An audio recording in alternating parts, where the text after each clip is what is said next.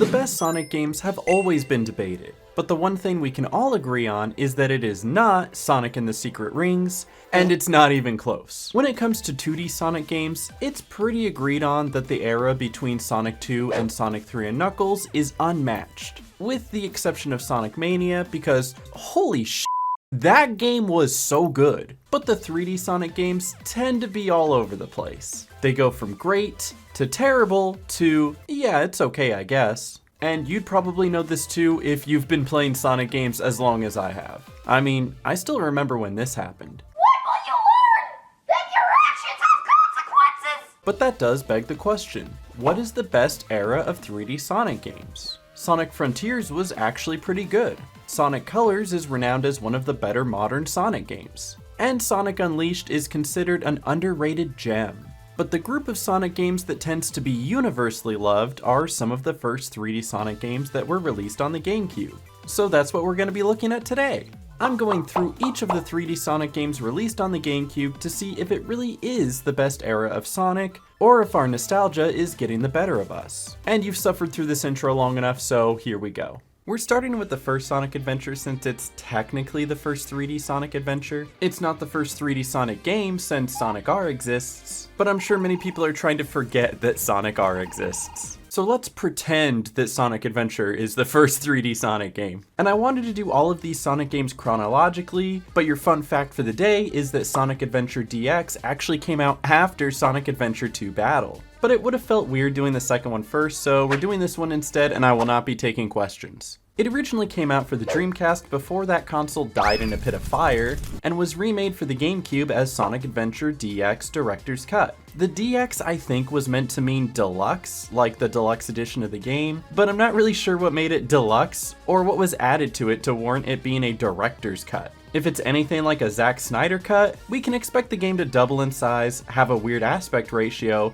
and be mildly disappointing at times. And funnily enough, that's actually pretty much what it is. The main differences are mostly the textures being changed and updated for the menus, characters, and even the world itself, as well as a higher frame rate. Everybody has their preferences for which one looks better, but it really does just come down to preference, honestly. Except for one major difference is that the Chow could die in the Dreamcast version if you abused them too much, and now they don't. So that's definitely a good change, but if you have a bloodlust for Chow, you probably prefer the Dreamcast version. But let's jump into this to see what it's all about. If you're unfamiliar with this game, it's the one with the awkward voice acting. Whoa!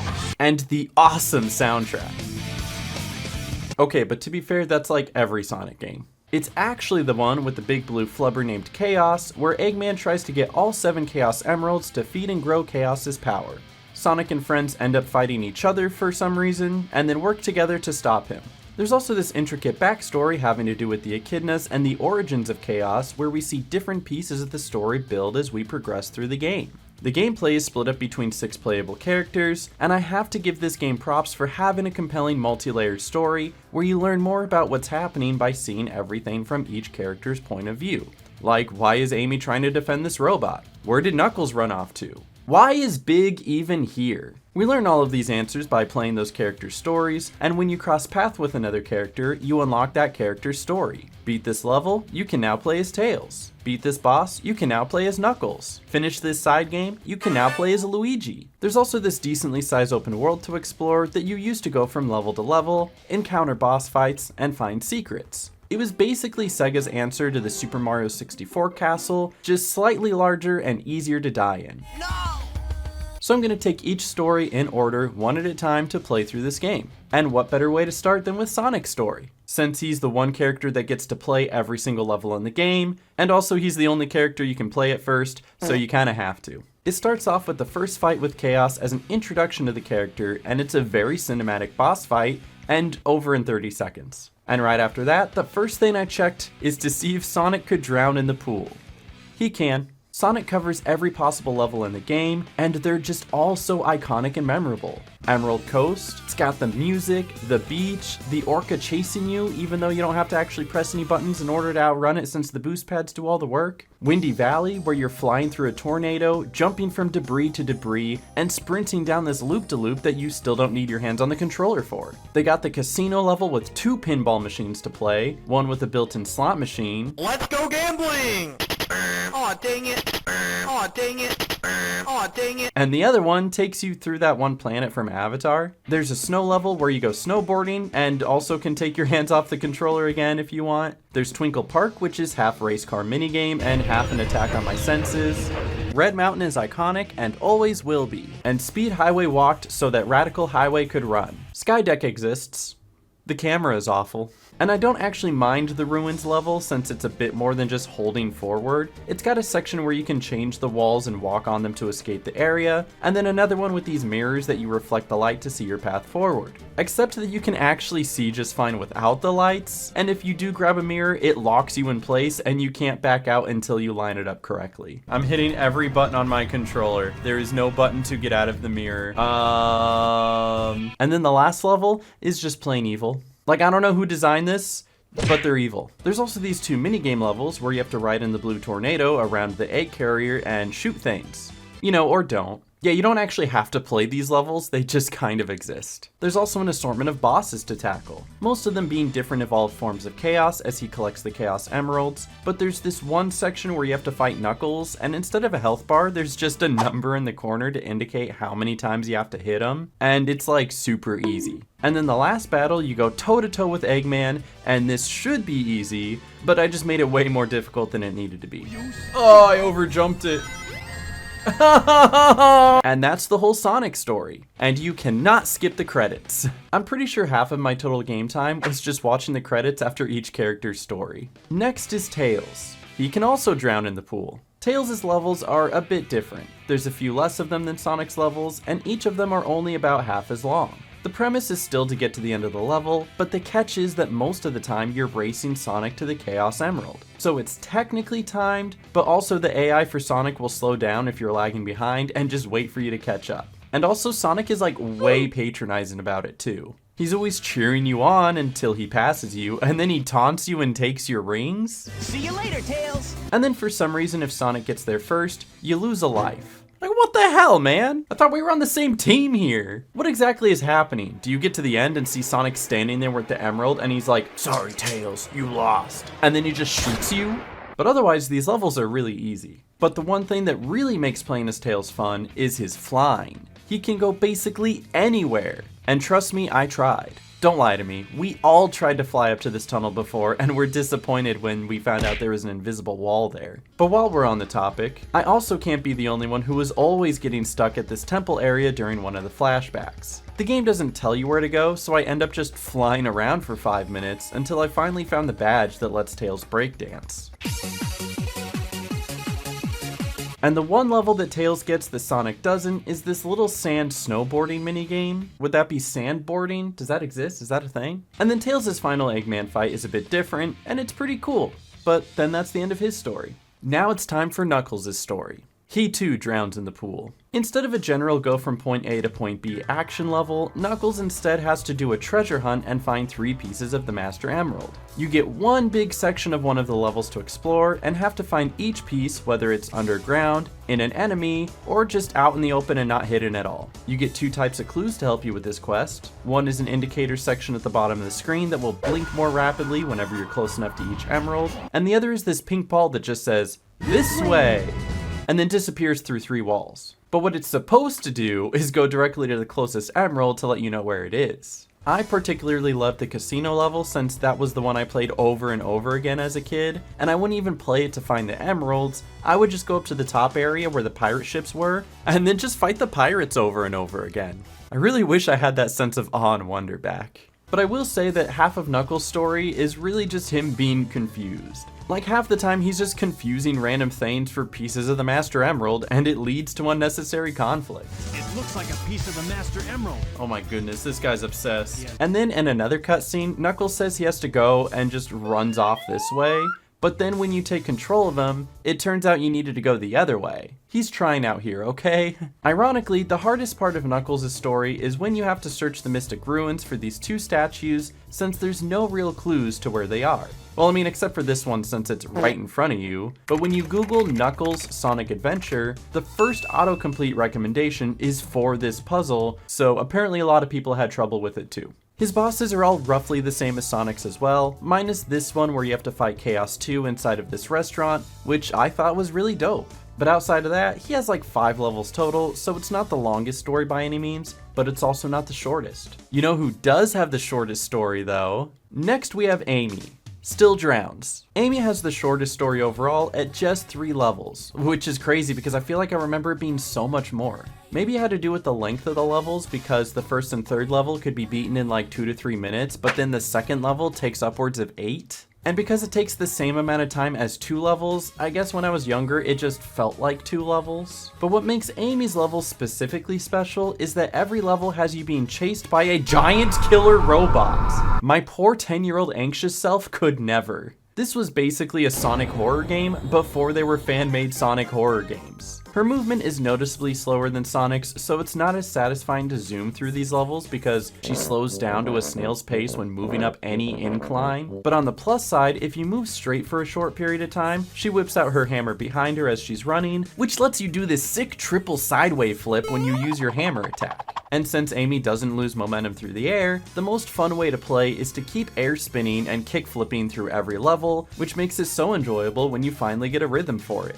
She also has this fun little whack-a-mole game that sometimes moves way too fast, and I don't even think a Valorant esports pro would be able to keep up with it, even with all of the Adderall in the world. The major downside to Amy's story, I mean, you know, besides the fact that you have to play as Amy, is that the open world sections are very confusing. Like during her temple flashback scene, you're pointed at the temple without any direction of where you're supposed to go or what you're supposed to do. And it turns out, unlike Tails where you just had to go up to the left, Amy is supposed to do a full 180 and then go outside the way she came in to trigger the cutscene to continue. And I didn't know that. If you're pointing me towards the temple, my main instinct is to go towards the temple. And then this little pink ball is like, go to the egg carrier crash site. Bro, I don't know where that is. As far as I know, the 2 ways to get there is this boat in Station Square that appears after not being there before, and the other is to go underneath the train tracks in the Mystic Ruin to this ladder where another boat appears. And there ain't no way I'm finding that on my own, are you kidding me? And then Amy's final fight is against the robot, and the retribution for finally defeating him feels so good after he's been chasing us all game. And then the bird dies. The end. The next story we have is Big's story. It turns out he does not drown in the pool because he unlocks the floaty that's the equivalent of what you would give your 6-year-old child. Which tracks because he acts and talks like a 6-year-old child. This place doesn't look familiar to me at all. Also, he's just too tall to actually go fully under the water. His story is much simpler. He has his best friend Froggy, who eats a Chaos Emerald, grows a tail, and then runs away. And then Big goes fishing while he waits for his wife to come back. But I can't help but feel that this relationship that Big has with Froggy is a one-way street. Because Big is straight up putting his life on the line for Froggy, and then Froggy just runs away again without a second thought. Big has several action stages, which feels like it's satire because there's not a whole lot of action happening here. You know, just good old fishing. But Big probably has the most unique gameplay out of any character, as the goal of each stage is to fish out Froggy. It plays similar to most of those Bassmaster, Ass Blaster, Big Mouth fishing games, where you have to reel in the fish delicately so the line doesn't break. Some of these levels have multiple platforms and areas to explore, but most of it doesn't matter because in 3 of the 4 of them, Froggy can be found within 5 feet of where you spawn in, so you don't have to explore anything. Though it is still fun to explore around because some of the levels have fun little secrets. Like this one area in Emerald Coast through this underwater cave that comes out to this area that looks like it was made for a fisherman. This is bliss. This is fisherman heaven. And at the very end of the story, Big actually has a boss fight against Chaos 6. Go, Big, go! You can do this! You got this! He is so dead. I don't know how you turn fishing gameplay into a whole boss battle, but somehow they did it. And then Big steals Sonic's plane to go home, and that will just always be hilarious to me. If I had to choose one downside to Big's gameplay, it would have to be that the button to jump out of the water is the same button as it is to sink into the water. So you very easily just get yourself caught trying to get out of the water, but constantly sinking back in. But easily the funniest part, you know, besides going full Grand Theft Auto on Sonic's plane, is the fact that he just has absolutely no quarrel with anything that's going on, and he just wants his frog back. So when he gets his flashback to the echidnas, he's just kinda there, staring blankly. This guy has no idea what's happening, and frankly, he doesn't care. The last main story is E102 Gamma, one of Eggman's specialty robots. He also cannot drown. He He instead just hovers over the water like a badass. Damn, it feels good to be a gangster. His levels are unique in the way that instead of the timer going up, the timer goes down. So every level is timed, but in like a different way than the other timed levels. See, every time you defeat an enemy, it adds time to the timer. And when you combo multiple enemies, it adds even more time. So you end up beating most of the levels with more time left than you started. The story for him is that he's competing against the other specialty Eggman robots to see which one can find our good pal Froggy for him, since he ate the Chaos Emerald. And then he has an existential crisis when he sees a bird. This completely changes Gamma's programming, so his new mission is to rescue his fellow robots. And I have to put that in quotations because by rescuing, he means brutally murdering them. At the beginning of the level, it says destroy, but at the end, he says rescue complete. This has got to be some supervillain mentality where like you're freeing half the universe by murdering the other half. So the latter half of the levels are getting to the end of the level and then having a boss fight against another robot. And I use the term boss fight very generously. Like you can just run up to them and spam the fire button, and then that's it. I can only imagine if this game came out today, and this was their sad excuse for a boss fight. People would go nuts. But every Gamma fight is pretty easy, up until the last one, which isn't hard, it's just less easy than the others. And then Gamma remembers that he's a bird, and then murks himself. The end. And then once again, the credits last forever. But that's not actually the end yet. After you finish every story, one more story unlocks. The question mark character. The last story is the Supersonic story, where Chaos gains all 7 of the Chaos Emeralds and turns into a monster from a Godzilla movie. And no, seriously, this level of damage? Thousands of people are dying. I don't care that it's a Sonic game. I need it to be acknowledged that this is a national catastrophe. This day will be remembered throughout history.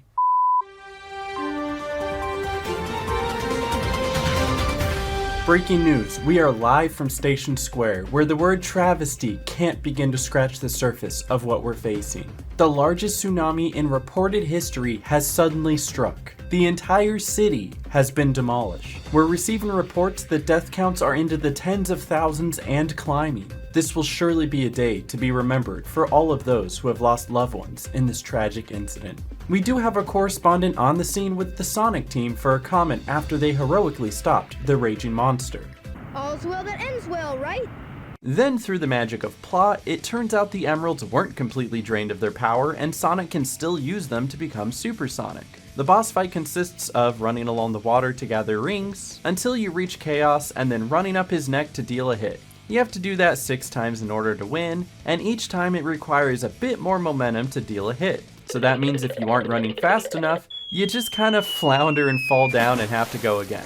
But it really wasn't that hard. Sonic and friends saved the day, and although that's the end of the story, it is by far not the end of the game. There are 130 total emblems to unlock for full completion, and doing so unlocks Metal Sonic. And I've never unlocked that in my life. So I was motivated to finish the game so I could see it on my own screen with my own eyes for the first time. What's left to do is first collect all the hidden emblems throughout the world, and Tails makes most of this easy. But there is this one specific emblem that you can only get as Sonic, and that's when you shoot out of this cannon. But the thing is, the egg carrier has to be in a certain formation, otherwise the cannon shoots a more pathetic shot than I do at singles night. And it's like, how am I supposed to know that?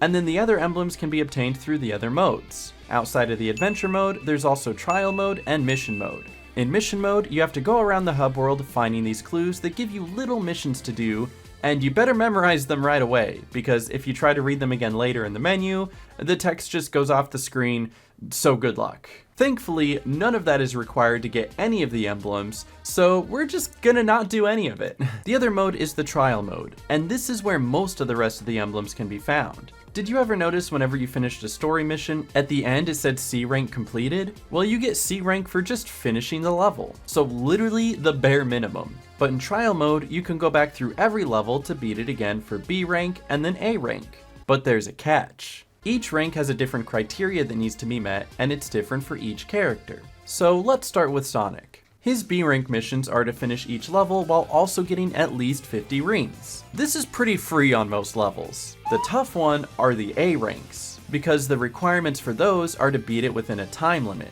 And you would think Sonic moves fast, so just go fast, right? But the casino level requires you to put 400 rings into the vault to be able to reach the capsule, and they want you to do it in 5 minutes? The reason why this is difficult is because, well, number one, anything that gives you ring bonuses like the slot machine or this section up here with the 3 columns, all have cooldowns. So trying to get big chunks of rings at a time was really slow going. And number two, I kept losing rings on the slot machine. Dude! Trust me though, the slots are definitely the way to go, because it's still better than that weird Knights pinball machine that takes you through Pandora and wastes like a bunch of time. I finally figured out that if you just lose the pinball machine, you can instantly run back into it and that resets all of the cooldowns. So I'd get every bonus, exit the pinball machine, and hop back in, and I was able to pass this one after just a few attempts. The only other levels that gave me trouble were like Twinkle Park, but that's just because the camera disagreed with me sometimes. I can't see! Where's the camera? I can't see! And then on Speed Highway, I missed the jump a couple of times and missed the time limit by just barely. Tails' trials are a bit similar, where B rank requires 50 rings, and A rank is still technically a time limit, but every Tails level is a race, so it's already on a time limit, so now it's just beat a faster Sonic or whatever. And you can tell that Sonic is taking these races seriously this time. Before, he'd either cheer us on or make little comments when he passed us, but during the A rank trials, he said nothing to Tails. This man was cold and locked in. But the Tails missions weren't that bad either, and in fact, the ice level is basically an auto-scroller, so I don't even know how they could make that one hard. But in the case that they somehow made Sonic faster, I did make sure to hold forward on the control stick while snowboarding. I don't think that makes you go faster, but I'd like to think it's the same mentality as holding B when trying to catch a Pokemon, or spamming your arrow keys to dodge in Toontown. But if anything, it was the rings missions that were the hard ones, because you'd have to go out of your way to get rings instead of just flying over everything to the end. Next are the Knuckles trials. These were definitely different because of the fact that his levels in general are a bit different. For B rank, you have to find all 3 emeralds without using any of the hint balls, and it's not hard by any means. You just have to use the indicator at the bottom of the screen, and it'll just take a little bit more time. But the A ranks, dear God, 1 minute? You have to find all 3 pieces in 1 minute? It's a good thing I came up with a good strategy though. So I figured out if you hit the restart button on the menu, the level restarts, but the emerald locations stay the same. So all I had to do was find all the emeralds first, not collect them, and then plot a route to grab them as fast as I could. And that's all 3 in like 27 seconds. But this works best when you actually know the maps and don't get lost. It's not up here? No, it's not up here. How do I even get to those areas? Amy's trials are literally the same as Sonic's, where you get 50 rings for B rank, and you gotta do it fast for A rank. Amy goes so slow though. So I tried utilizing my trick of staying airborne as much as possible to avoid slowing down, and it worked out for the most part. And I had no idea there's just 4 ring bubbles right there at the end of the 3rd level. And if I knew that, I would not have spent so much time meticulously picking up every ring on my way there. And then trying to speedrun that same level, there's a bit of a slowdown in the middle because of these doors that will randomly shuffle where the correct door is. Most of them lead to an enemy, and only one continues the level. So I thought I could be smart, find the right door, and then restart to the checkpoint and run right through it. Turns out that is not how it works. Whenever you reset, it resets the door shuffle. So I would try like 2 doors, and if neither of them were the right door, I would just reset again and give it another shot. And after finishing up Amy's trials, I headed on to Big's trials. And as much as I've had minor complaints about the trials up until this point, I finished them all pretty quickly, and none of them could compare to the pain I was about to face. Big only has 4 levels, and the minimum requirement has always been to catch Froggy. But for the trials, there's always a catch. No pun intended. For B ranks, you have to catch a 1,000 gram fish and then catch Froggy. Not too bad since half the fish in the pond meet that standard, and B ranks are over pretty quickly. The A ranks, on the other hand, you need 2,000 grams of fish, and I learned the hard way, it's not collective. Wait, what do you mean missed? It said missed! You need 1 fish that weighs over 2,000 grams. So I set off trying to catch the biggest fish in the pond over and over and over and over. and none of them were 2,000. I had no idea what I was doing wrong. As it turns out, Big has this extra power-up called the Lure that allows you to catch heavier fish in ponds. And you need to find all 4 of them that are hidden in the hub world and levels in order to get the heavier fish. So I spent maybe an hour catching worthless fish for no reason before figuring this out. But now with all the lures in hand, I'm ready to take on the A ranks. Except, no I'm not, because this is so hard. I've heard stories, I've seen Reddit threads, I've been told by friends the excruciating pain that is the big A ranks. And I figured they were just all exaggerating. They are not. Each one of these fish, as soon as you hook them in, stall your meter so you can't reel them in, and then swim 20 plus meters away, and then threaten to break your line after you reel them back for just 1 or 2 meters. What am I supposed to do? As soon as I pick up a fish, it runs to Narnia. I spent literally 10 minutes on one fish, fighting back and forth like a game of life or death tug of war, just so I can finally complete the A rank for just one of these levels. And then when I caught it, it wasn't heavy enough.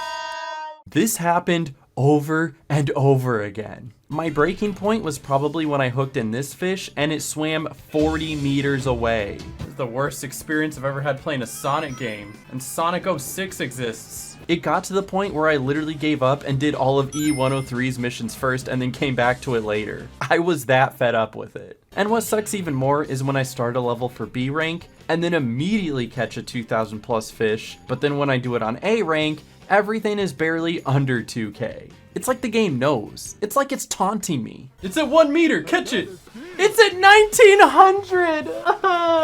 But after a few hours, I finally got the final fish I needed and completed Big's trials. Remember earlier when I said half of my game time was just watching credits? Well, actually, it's 1/3 gameplay, 1/3 credits, and 1/3 big fishing. Gamma's missions, on the other hand, were really easy. Get 50 rings, do stages faster, done. The last set of trials are based around the sub-games from many of the levels. The race ones are easy because you have to beat the time of 10 minutes, and you can do it in like 2. The sand dune one took a couple of attempts, but you just gotta chain enough of these arches together to get extra points. And then there's the Amy's Whack-A-Mole one again that gave me the emblem even though all I did was spam without thinking, and I didn't even beat the high score. But the worst ones are the tornado flights. You know, the parts of the game that you didn't actually play before. Well, now you have to play them, and you have to get a certain score. 8,000 points to get the emblem for the first one, and I was having trouble even getting a quarter of that. I didn't know what to do, so I did what any reasonable person would, look up a YouTube video of somebody else doing it. And I learned something about the game that I never knew before. Apparently, you can hold the fire button to lock onto enemies. This will fire multiple shots at the same time and get bonus points for higher combos. You can lock on? Dog? But there was still a problem. Even with this newfound knowledge, I was still only getting 7,000 points max. And I feel like I was hitting most of the enemies. But I found out the problem was, for some reason, some of the missiles weren't firing from the enemies, and I have to hit those missiles to get extra points. And trust me when I say, there is the stupidest fix for this. So although the game originally came out on the GameCube, I'm playing the Steam version for convenience. And apparently, this is a well-known bug. And how to fix it is to lower the resolution of the game, for some reason. By doing so, it makes your crosshair bigger and makes locking onto enemies easier. This also makes the missiles spawn that didn't spawn before somehow. So here I am squinting to try to see what I'm doing, and even looking at the preview in my OBS screen because that was technically larger than my game was. And I went from struggling to get 7,000 to easily getting over 11,000. And that gave me the final emblem I needed from the trials. But we're still not done yet. I was at 125 emblems out of 130, and the last 5 emblems were locked behind doing the Chow races. And let me explain how those go. So first, there's 4 different beginner races, each covering a different aspect of a Chow's skill, whether that's running, power, or swimming.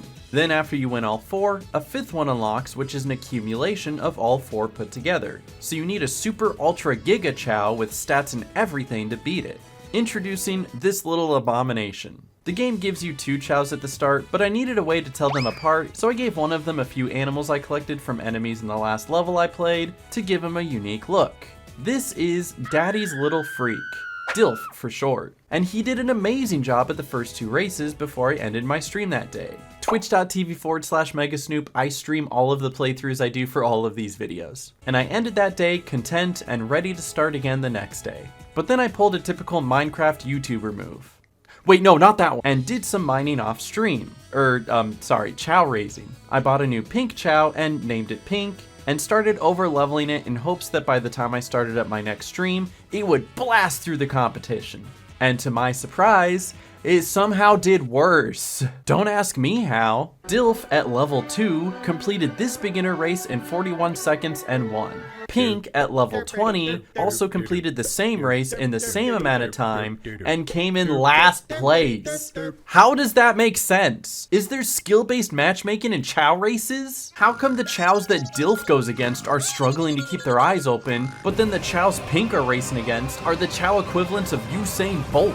Make it make sense! Also, I'm going to interject here because one of the most annoying things about the chow races is how you're trying to watch your chow, and then the camera just cuts to a different chow, and then prompts you to cheer on that chow. Like, no game, I want to watch my chow, and I want to cheer for my chow, not this stinky lower class rotten sewer dwelling chow. So anyways, it was obvious I had to train my chow up a little bit more. So I took to some levels to get more animals to boost the stats, and spent every last ring I had on skill fruit to boost up everything else. This took several hours, but I finally got to the point where Pink was ready to take on the final race. He had a very promising lead and held it all the way to the end, and then... Go around! Let's go! Let's go! No, he fell at the last second! He's so dumb! I'm about to leave this chow in a cardboard box on the side of the road. But it really only took a little more grinding to get Pink to the point where he was finishing the race with a good lead, and that finally unlocked the Jewel races. 5 races, 1 emblem for each race won. Jewel races are essentially 1-to-1 the same as the beginner races, but this time the competition is a little tougher. And I found this out right away when I attempted to try just one, and every other chow is sprinting down the starting line, and Pink is just there, army crawling his way into last place. Okay, so he might be a little outclassed there. So I learned something else new today. Apparently chows can go through puberty and become adults, and that's how they're able to run faster and, well, you know, stand up straight. This takes some time before it happens though, and how much time? That's a great question. I had no idea. So I just kept getting him more animals and fruit to level him up until it randomly happened. I don't know how to make the chow, like, go. They're doing it now. So now that Pink's an adult, I was ready to send him back out there to see how he did. And he still didn't do so great. He kept falling over a lot, and I didn't know how to stop that. Apparently, according to some Steam threads, this happens because the chow gets tired, and you just gotta let him sleep it off. So many portions of this stream were just sitting there watching the chow sleep in a super not so creepy way. However, he still wasn't great enough to win any of the races, so rinse and repeat the same process of hopping into a level, getting some animals and rings, and returning to the chow over and over again for like 6 hours. Remember when I said cutscenes and Briggs fishing were most of the gameplay? Well actually, but now that Pink is a high enough level, he started winning race after race. Emblem after emblem, all until there was one race left. The cultivation of every race combined with the toughest competition yet. I knew he was strong enough and fast enough to win, he just needed a bit of luck. And several attempts. See, the problem is, for absolutely no reason, after the first section when he shakes the nut out of the tree and eats it, he'll just start Fortnite emote dancing for a solid 5 seconds while all the other chows went on ahead. And other times, he would just stop in place and look like he's going through an existential crisis or something. So every time that would happen, I would just close the game and reset, since it was faster to reload than waiting for the race to end. I spent several attempts doing this over and over again, until I got to this attempt where I left to use the bathroom and said this. Alright, tell you what, I'm gonna just let this one run while I run to the bathroom, alright? If it happens to be the one that wins, that'll be a crazy coincidence. And lo and behold, in this attempt, he danced again. Yeah, he was basically in last place the entire time. But I figured it was this far into the race, and it was kinda close, so I'd let this one ride out so I wouldn't have to restart the entire game again. And then, by some miracle, right as I looked away, this happened.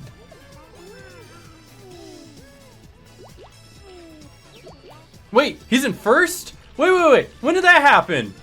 I blinked. What happened? How did he pass everybody? No, go little guy, go, go, go. What happened? I missed it. Look back in the footage.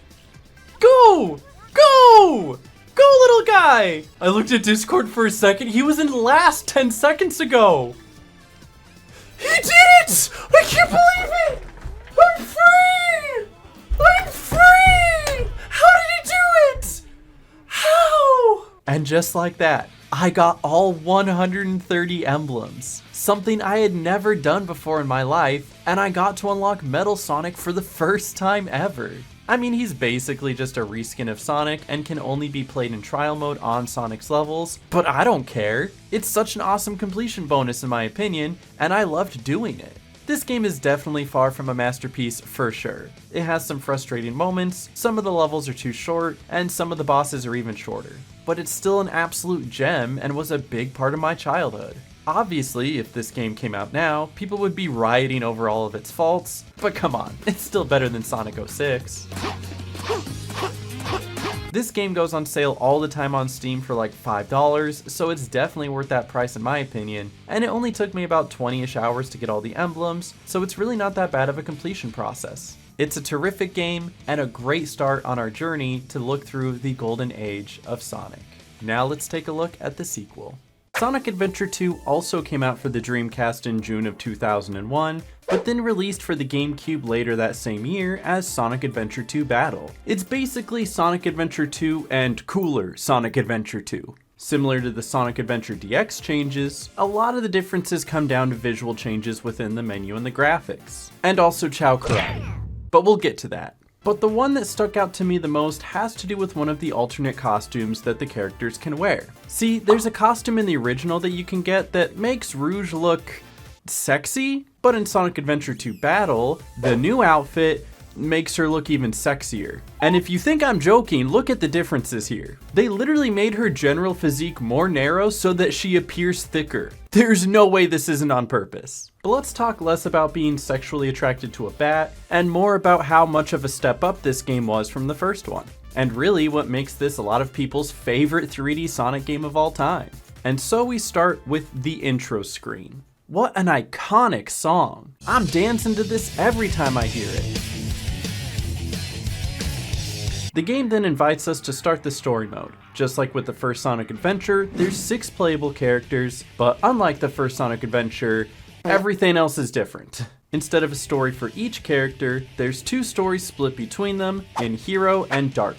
It is essentially the same story overall, just from 2 different perspectives. And we'll start with the Hero story, and I do not remember it going this fast. Like, I know it's a Sonic game, but geez. I didn't realize they gave Sonic crack in this one. So the reason for this is, once again, because I'm playing a PC port, and PC ports are a little funny. The way the game is programmed, it syncs up to the frame rate of your monitor. It's meant to run at 60 FPS, but when you have a 144Hz monitor, it's gonna run about twice as fast. So I have to go into my monitor settings to lower the frame rate of my monitor every single time I play, and then go back to reset it each time I'm done, so I can go suck at Valorant later. But I finally started and were greeted with one of the best levels in gaming. And I don't just mean one of the best levels in this game. Not even one of the best Sonic levels, I literally mean one of the best levels in gaming. City Escape has it all. The wall running, being chased by a big truck, and the music. Oh, the music!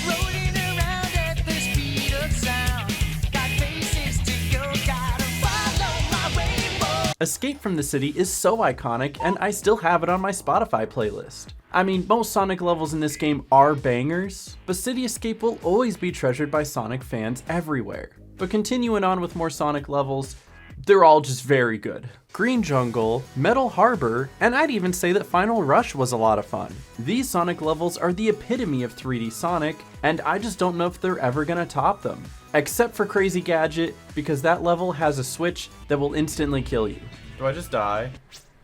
That's so mean that the game just kills you for choosing the wrong one. Next we'll come across the Knuckles levels. And there hasn't been too much change when it comes to playing as Knuckles. You still get one big open area, and the goal remains to find 3 pieces of the Master Emerald. But there are 2 major differences now. One is that there's no longer a pink ball that just gives away the emerald's location, and is instead replaced with these computer monitors that give you really cryptic clues. A swirled pyramid. You know how little that narrows it down? You only get 3 clues per emerald, and by the 3rd one, it just spells it out for you like you're an idiot. But it's definitely a notable change. And the other change is that the emerald blinker now only locates the emeralds in order, which is probably the one change that I don't like, because there could be an emerald right in front of you, and you'd have no idea.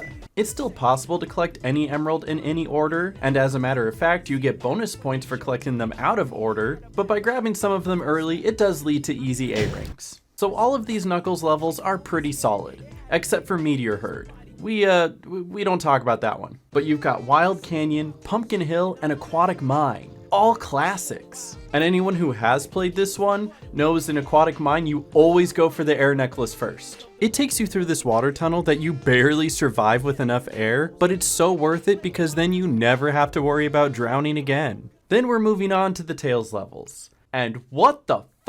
So I'm sure you remember E102 Gamma from Sonic Adventure 1, right? His gameplay is to run around and lock onto enemies and build up a bunch of combos. Well, the Tails levels are basically the same thing, but like much worse. Whoops. I have to wonder why they ever changed Tails' gameplay in the first place. He can't even fly now, which is like the one cool thing Tails can do. I don't think there's a single Tails level that I like, but there's definitely some Tails levels that I hate. Especially the last level, mostly because of these blue enemies who are just terrible and impossible to hit, and I hate them so much and I hope they die! But I feel like the whole game would be improved if you just removed the Tails levels. The one Tails level that doesn't follow this formula, however, is where Tails is driving the blue tornado like a car, and he has to track down the president and is drifting along the highway, crashing into traffic and destroying families forever. It's definitely a unique take on a level, but could you imagine being on the receiving end of this? Honey, I have some terrible news. What is it? It's your family. There's been a serious accident on the highway. Oh my god, what happened? It looked like it was a fox driving some sort of tank? What? The collision was horrific. There were no survivors. What? I know this can be a lot to take in. I can't believe it. Also, what happened to the dog? Huh? No, like, actually, I don't believe it. A fox driving a tank? Huh? What do you think, I'm 5? I know foxes don't exist. Huh? Though, on the bright side, they did completely get rid of Amy's levels. Probably because she's a little racist. You mean that black hedgehog? Whoa, that's racist. Listen. There's still a lot more going on in this story, though. Like, for instance, the bosses are all pretty good. I'm sure everyone remembers fighting the Bigfoot boss and winning in like 30 seconds, or going up against the egg golem, which I had no idea as a kid I could homing attack onto these little symbols on my way up his back. And then there's the infamous King Boom Boom fight, which scared the shit out of me as a kid, and still kind of does now. And fun fact, if you're fast enough, you can actually get 2 hits off of him per cycle, which I did one time and felt really cool about it. And of course, there's head-to-head matchup bosses as well. An epic fight of Sonic vs. Shadow, Knuckles vs. Rouge, and then the disappointment of fighting Eggman as Tails. Because it's awful. It's just awful. Anything having to do with Tails is awful. I love Tails. He is one of my favorite characters in all of Sonic lore, but he's awful in this game. No! No! And I think the last memorable part of the story are the cutscenes. It doesn't matter how many times you've played this game, I guarantee you're watching these over again. And I don't think we all realize how awkwardly some of these cutscenes were animated. What's up with that knucklehead anyway? Trying to take over the shuttle. I thought we were toast for sure. Huh? Where did he go now? But it doesn't matter because a lot of them are so iconic.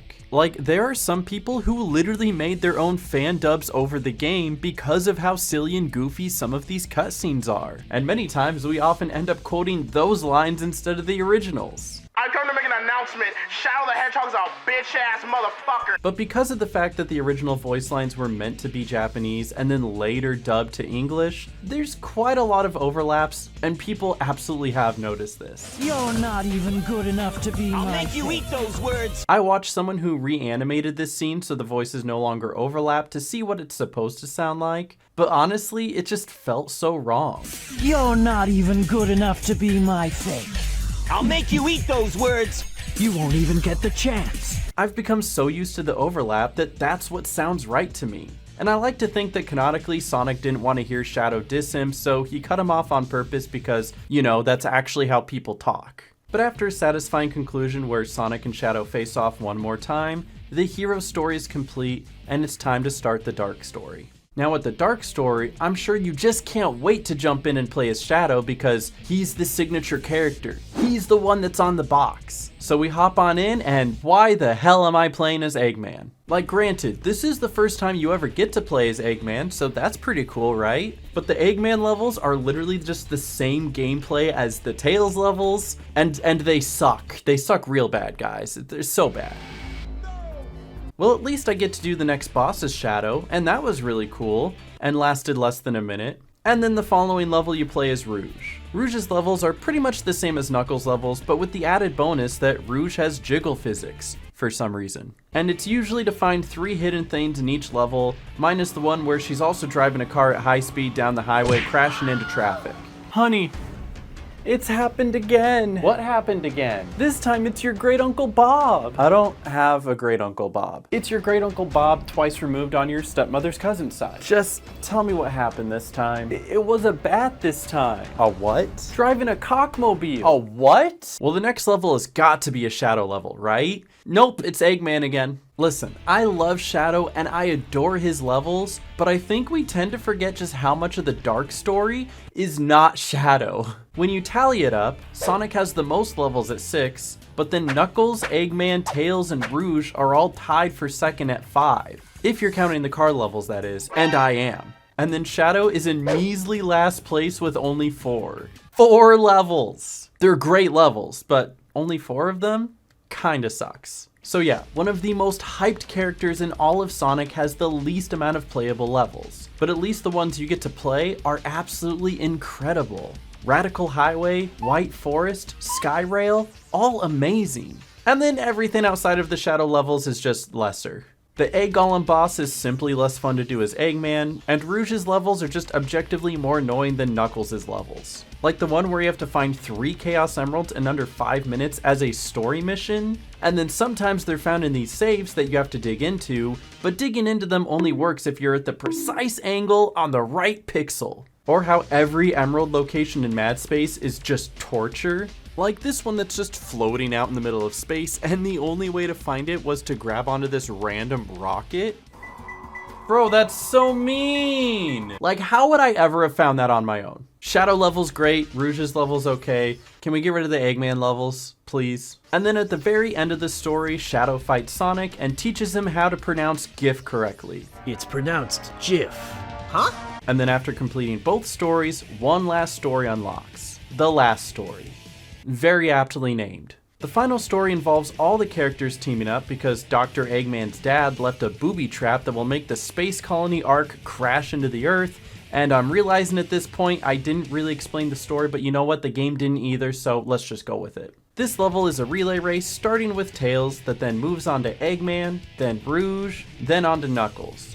And this is where the air necklace from earlier comes in handy so you can breathe underwater this whole time, and God bless any kid who ever tried to finish this level without it. After the Knuckles part is over, you get this one really short water slide as Sonic, and that's the end of the level. Then you move on to this multi-phase fight with the Bio Lizard that I remember me and my friend being stuck on forever when we were kids, specifically because of this orb part. You know, the whole fight wouldn't be so bad if it wasn't for the orbs. And the orbs wouldn't be so bad if the game would just let me homing attack it! After you beat the Bio Lizard the first time, it launches into space, dragging the Ark down with it, so Sonic and Shadow go Super Saiyan and team up in their ultimate forms to take them down. Live and Learn plays in the background while you bob and weave through lasers and orbs, and this whole sequence is literally what gaming is all about, baby! The final cutscene plays and the credits roll, and your life is changed forever. And that's the whole story. And then aside from playing City Escape and Radical Highway 58 more times afterward, that's pretty much the extent of most people's experience with this game. But as we know, there is literally so much more to explore. There's a total of 180 emblems to get, and I'm going to try to at least get some of them. And here's basically how you do it. I'm gonna start with all of the bonus missions, and they all work a little differently from the first Sonic Adventure. Each level has 5 total missions to accomplish, each with their own emblem, and you get an individual rank for each mission instead of just beating the A rank version of that level. The first one is always just the basic beat the level, so by completing the story, you get that one out of the way. But the next 4 vary and can pose different challenges depending on who you play as. We'll start with the Sonic and Shadow levels. The second level mission in each of these levels is to collect 100 rings as fast as possible, and the rank you earn is solely dependent on your time. For the most part, a lot of these are easy. You get 100 rings real fast and then get an A rank most of the time. The one outlier is Metal Harbor. And if you know, you know. If you grab every possible ring through the beginning of the level, you'll always end up with 99 without a single ring in sight for a while. By the time you get to that last ring, too much time has passed and you get a B. The only way to get an A rank is to know that there's a secret ring on top of this ledge after you go up the zip line. And I only knew about this because of AlphaRad's video where he showed it off, so shout out AlphaRad, he made a whole video on Sonic Adventure 2 and it's really good and you should watch that. But after this video, okay? But actually, all of that is a lie because I still got an A rank from getting the farther rings, so I hope you're still enjoying the video anyway. Please leave a like. Okay, thank you. The third mission is to find a lost Chow hidden somewhere in the level. So if you know where the Chow is, you can go straight for it and do it pretty fast. But the catch is, in nearly every single one of these, you need a special power-up called Mystic Melody that creates a new path for you to go through. This power-up is hidden for each character in some random level, so I'm sure we all remember having to take a half hour to go through all of these characters' levels, finding the Mystic Melodies before even attempting any of these bonus levels. So make sure you have those first. The fourth mission is to beat the level within a time limit, and surprisingly this time your rank is based off of points. So you have to be both fast and stylish to get a good rank. And for most of these levels, it's not terribly hard to beat the time limit if you just skip everything and beat the level, and it really lets you utilize some of those fun skips in some of the levels, like jumping off the side and falling exactly onto this grind rail. There's another way where you can fall completely through the void, but I'm not gamer enough to do that. Some of these cut it pretty close, but I don't think there was any that gave me any specific troubles. And then the fifth and final mission for each level is a hard mode, which basically means that there's more enemies, more obstacles, and tighter jumps. And you know what? Yeah, some of these are hard, I'll give them that. But after completing all of those, I moved on to the Knuckles and Rouge levels, which all come with their own challenges. Like how the second mission for each one is to collect 100 rings, and there's basically no rings in any of these levels. And I would argue this is even harder than finding the 3 emerald pieces. And what really puts a damper on this is that they just completely got rid of the random rings you get from digging. And I did not know that at first. So here I am looking like an idiot, digging away, not finding anything. But specifically for Security Hall, there aren't physically enough rings in this level to complete it. So the only way to beat it is to go to the top of the level and find the Mystic Melody. This will make a lot of rings appear for you to fly through, but you would not be able to finish this level otherwise. Though on the flip side, finding the Chow for all of these levels is just incredibly easy. It helps that it's one big area, so you don't need to go through 3 or 4 minutes of a level to find your Mystic Melody to get to the Chow. You can just go right to the Chow location. So as much of a pain as it is getting 100 rings in Security Hall, finding the Chow can be done in like literally 20 seconds. The time limit missions can be a little tough for Knuckles and Rouge since the emeralds do change up every time you reload the level, so you can't simply memorize their locations and restart, but on the plus side, you do get plenty of time. And so you can just reset until you start with one of them close by or even in an obvious spot. Found it. I don't know, that was the dumbest luck I've ever had in my life. And then the hard mode levels work a little differently. So first off, every Rouge and Knuckles hard levels always has the emeralds hidden in the same spots every time. So finding them in the first place isn't really the hard part. The hard part is figuring out how to get them.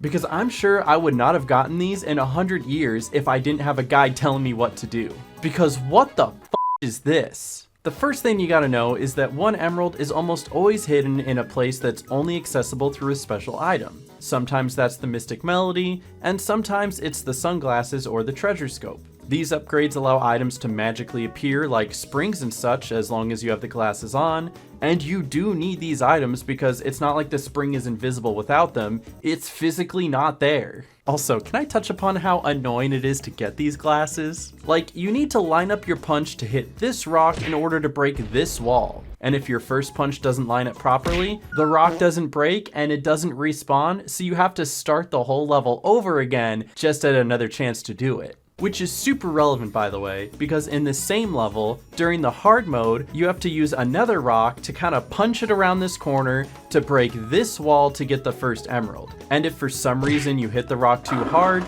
or a meteor comes down and breaks it open, you have to start the level all over. And that might be the least evil hard level. The Death Chamber level, where you have to find the keys, has you open the doors that are set on a time limit, and then you have to dig for the key with basically frame perfect accuracy. Then you gotta do the same thing and swim down for the last key with a sliver of space to work with. The Rouge version of this level has all 3 keys locked behind these metal cages, and I had no idea how to get around them. It turns out you can grab these bombs from these monkey enemies and carry them through several rooms in order to break these crates. And you need to do that for all 3 keys. Nothing in the game told me I could do this. I didn't know. I swear you either had to have known already or you had to look it up. And then finally, doing Mad Spaces Rouge is already hard enough, but doing it in hard mode is annoying. I mean, the first 2 emeralds weren't that bad actually, but it's that last one that's a pain. It's right here above the spinning spike balls, and it's too high up for you to climb up the wall and glide over to. So instead, you have to time running into the spike balls and then doing a screw kick to launch yourself into the air to get it. What's a screw kick? I had no idea until I looked it up. I swear this game needs more tutorials or something. But with all of the Knuckles and Rouge levels done, I finished with Tails and Eggman. And theirs might be worse than the Knuckles and Rouge levels. The second mission to collect 100 rings is pure torture. Not only because there's basically no rings in these levels either, but there's an added bonus of everything trying to kill you.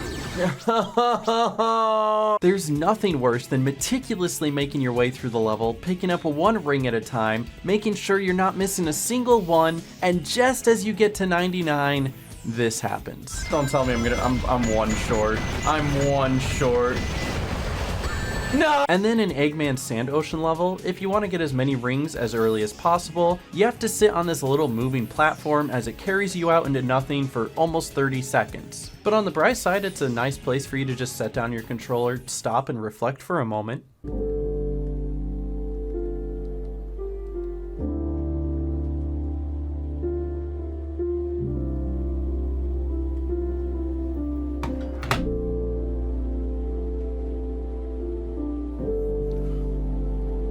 Doing with my life. And then your fun fact for the day is that this same level is the only level where Mystic Melody is not required for you to find the lost Chow. Instead, you just need some precise platforming to find the little guy. So it's not too bad. But finding the lost Chow on Eternal Engine as Tails might be the worst thing ever. So this is already the worst level in the game by design in my opinion, but then trying to make these jumps to get to the place where the Chow is hidden is terrible.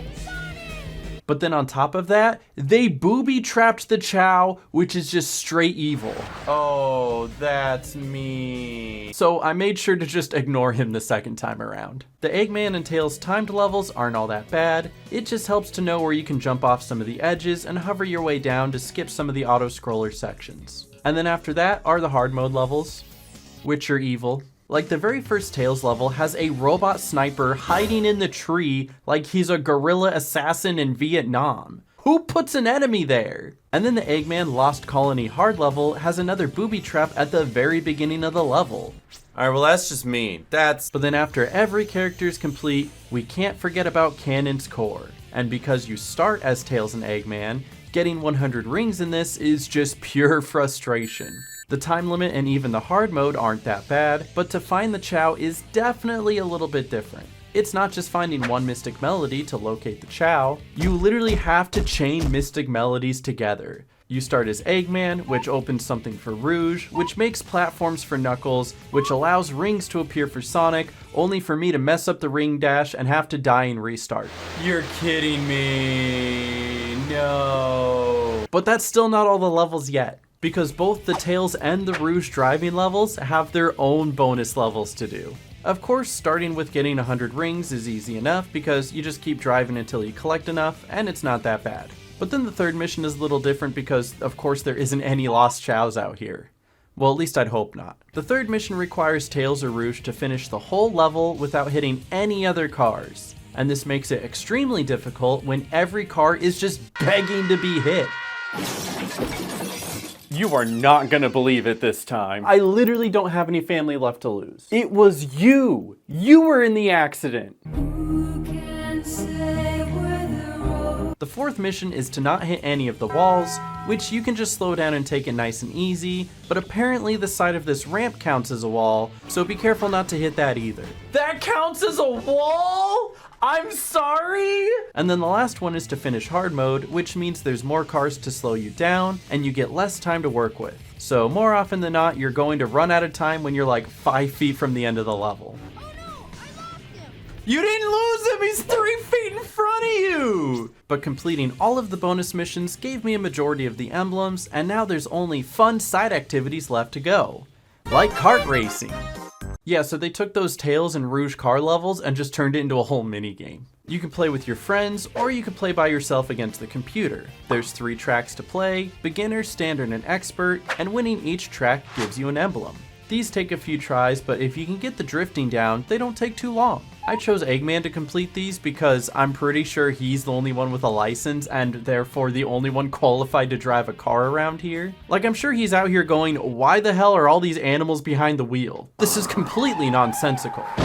But after completing that is the boss rushes. We've got one for Hero, one for Dark, and then one for all bosses together. You get 5 extra lives to complete them all, and the Hero and Dark ones aren't so bad. They give you a 1 hour time limit, which definitely isn't a problem because I was completing them in less than 8. The hard part is doing the all bosses, and there's a couple of reasons for that. The first is your limited life count because you're fighting over a dozen bosses back to back and making sure that you're saving them for the tough ones. So the real challenge isn't doing them fast, it's surviving long enough to get to the end. Stop being at the edge, Sonic. I'm not gonna fall for it. I fell for it. And this can super suck when it comes to the Tails and Eggman fights, because those super suck. I'm dead, I'm dead, you can't get out of it! Oh, I'm alive, never mind. Oh, thank goodness, I thought I was dead, I got stun locked in it.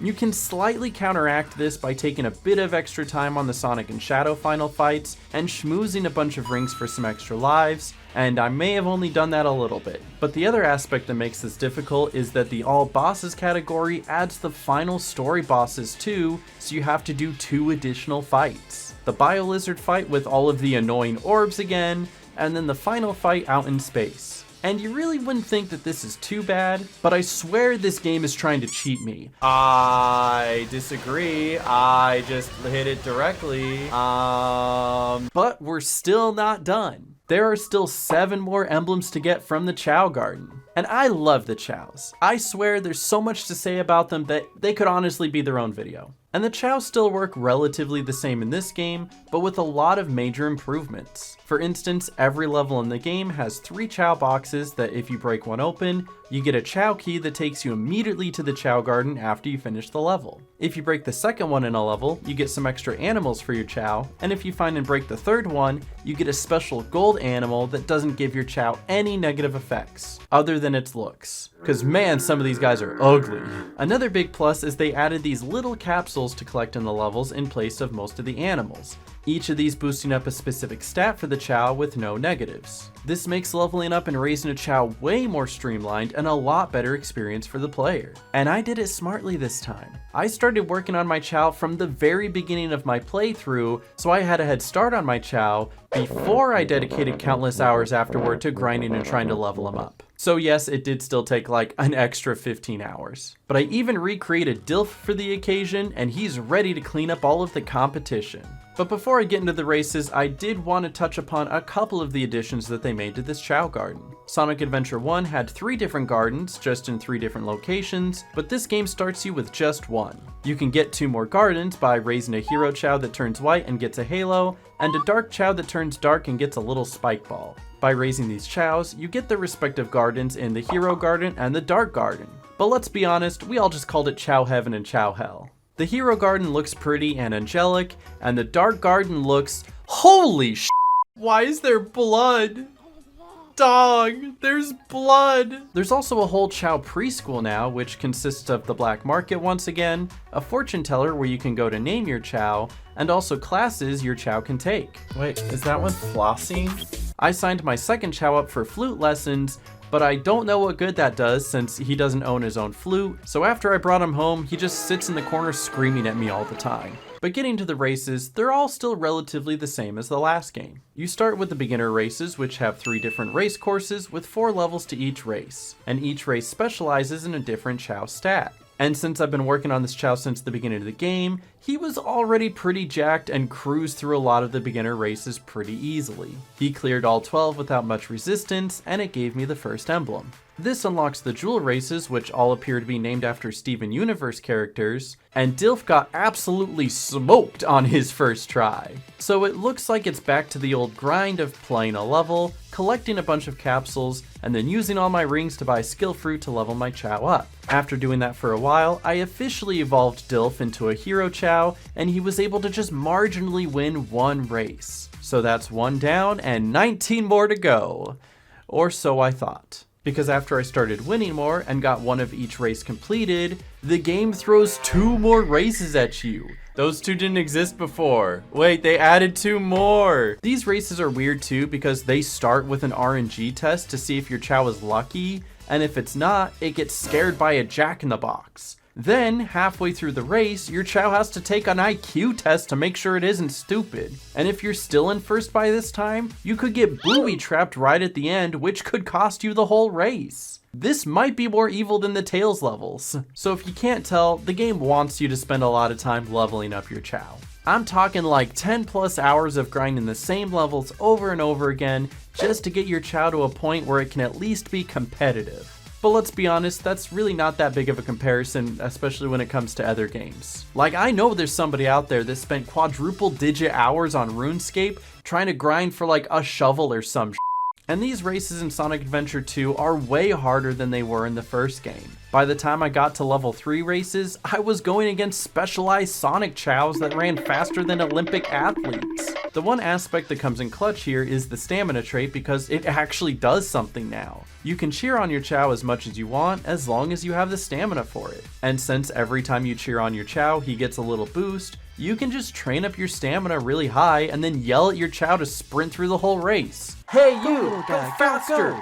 Run, you little fat idiot! And so of course I did a little bit more grinding off stream because can you blame me? And with that, I sent Dilf back out there to finish all of the races. And after all that hard work, he starts winning, race after race, passing all of the Sonic Chows, outswimming all of the Aqua Chows, and outclimbing all of the Strong Chows. And after completing all 30 of those races, it gave me 1 emblem. Okay. Like, to be fair, you do still get a toy that the Chow can play with after you beat level 5 of each race, but doing all of that work for 1 emblem feels like a ripoff. It takes 20 seconds to get the Chow in this Rouge level for 1 emblem, and then it also takes 20 hours to train up your Chow for 1 emblem. Hardly seems fair. And there's still the 3rd type of Chow races to beat too, the challenge races. These are all long races where you have to beat a specialized type of Chow. Like the first race had all of these golden Chow that looked like maybe somebody took them to Midas's cave and Cult of the Lamb and had them drenched in liquid gold. And the weirdest thing is, this race was easier than most of the jewel races. By like a lot. Look at the margin that Dilf won by. You could fit a house in that gap. So most of the challenge races aren't hard by any means, but they do have fun opponents for you to race against. Like the Oma Chows, the Super Saiyan Chows, or even literal animals. There's 2 races where you race Skull and Pumpkin Chows that turns the whole arena into a spooky setting, and I thought that was really cool. And the final challenge race is against this Atlantean looking Chow in a 1v1 race, and I swear he's cheating. I don't know how, but somehow my Chow always gets spooked by the Jack-in-the-Box, and his Chow doesn't. It's rigged. And if you think this doesn't matter, later when they get to the IQ portion, there's only one of the correct items for the Chows to pick up, so if your Chow doesn't get there first, you end up way too far behind to have a chance. But after restarting several times until I got good RNG, Dilf won the final race, and I got another 1 emblem for it. You do see the problem here though, right? 54 races, 3 emblems, bro. But we're not done with the Chows yet, because we still have Chow Karate, which was a special edition for the Sonic Adventure 2 Battle version of the game. And since I already had a Chow that was leveled up past God himself, I just sent him out there and watched him punch children and sweep through every tournament. Dilf got the whole wind up before he just knocks the consciousness out of some poor child. The only fight that gave him any trouble was the final fight of Super Mode, and I'm pretty sure it's because that Chow was cheating too. But I gave it a few attempts and Dilf finally won, giving me 4 emblems for winning all of the tournaments. Unfortunately, I am still missing a couple emblems from the Chow races because there are still the Hero races and the Dark races, and the only way to unlock those is to have both a Hero Chow and a Dark Chow. And if you think that I'm gonna spend another dozen hours training up a brand new Chow just to unlock the Dark Garden 2 and then overlevel him so I can get the final couple emblems, then you're crazy. And so am I, because of course I did it. But after that, I was done with the Chow Garden, which is honestly a shame because there was never really another Chow Garden made this well ever put into another Sonic game. I've heard rumors that they wanted to add one into Sonic Frontiers, but just didn't have the time before it released, so hopefully they reconsider for whatever the next installment is. But with that, that should be all of the emblems, right? Right? You see, there's still 7 more emblems to get, and in order to earn those, you have to get A ranks on every single stage in the game. And excuse me for saying this, but that. It's hard enough to get A's on some of these levels, let alone all of them. You can only get an A on Metal Harbor if you get the bonus points from getting to the top of the rocket before time runs out and it takes off. And I've literally never done that in my life. Until now. I got it! Oh, let's go! Yeah, I gave it a shot while I was trying to collect some rings and capsules for my Chow, and I got it one time. It felt really cool, but there is no way I'm gonna be able to do that for all of these levels, especially the hard mode of Tails levels. Okay, I didn't realize that guy was gonna have a shield and then sit there like a dweeb. You can't pay me enough to do that. But for argument's sake, let's pretend I did get all A's and unlocked all the emblems. What do you get? The game rewards you with one more level, which is a 3D version of the original Green Hill Zone from the first Sonic game. It's not very long, mind you, but still, this is honestly one of the best completion bonuses I've ever seen in just about any video game. And you know what? Maybe someday if I hate myself enough, I'll go for it too. But it is beautiful and definitely worth getting all A's for, probably. And before I wrap up this game, it would be a sin not to mention what they did for multiplayer. There's a ton of mini stages to play head-to-head with a friend, where you get a bunch of special characters, like Metal Sonic or Amy for the race stages, Tikal and Chaos for the emerald hunting stages, and you even get to play as Chows in little mech suits for the mech stages. Easily one of the best Sonic multiplayer experiences out there, even though I very obviously played this by myself and did not have a second player to play with. And overall, I can see why this game is considered the pinnacle of 3D Sonic games. When it comes to the Sonic parts of the game, it hits extremely high highs. The Shadow levels are great too, and even the Knuckles and Rouge levels can be a ton of fun. I just think that the Tails and Eggman levels are the worst thing to ever hit a Sonic game. That is until Sonic 06 was made a few years later, but let's just all pretend to agree that that game was just never made. But I think it says something that the best parts of Sonic Adventure 2 are so good, they make us forget that the bad parts exist. Or at least allows us to forgive the game for those bad parts. It's a good story, amazing levels, the best Chow Garden, and an unforgettable experience. And as great as it is, believe it or not, it's not my favorite one that I'm going to be talking about in this video. It might be the best one, but my favorite one is the one coming up next. I'm actually playing the GameCube version now. Look, GameCube controller and everything. Okay, technically it's a Switch controller, but it counts. Sonic Heroes came out for the GameCube in 2004, but when I played it as a kid, I had the PC version. This was back before Steam was mainstream, so I bought my version from GameStop. It was only $5 at the time, but I was 10 years old and my income was $0, which means I had to be a bit creative. So for about a month, I was scraping together every spare piece of change that I could find or beg my parents for.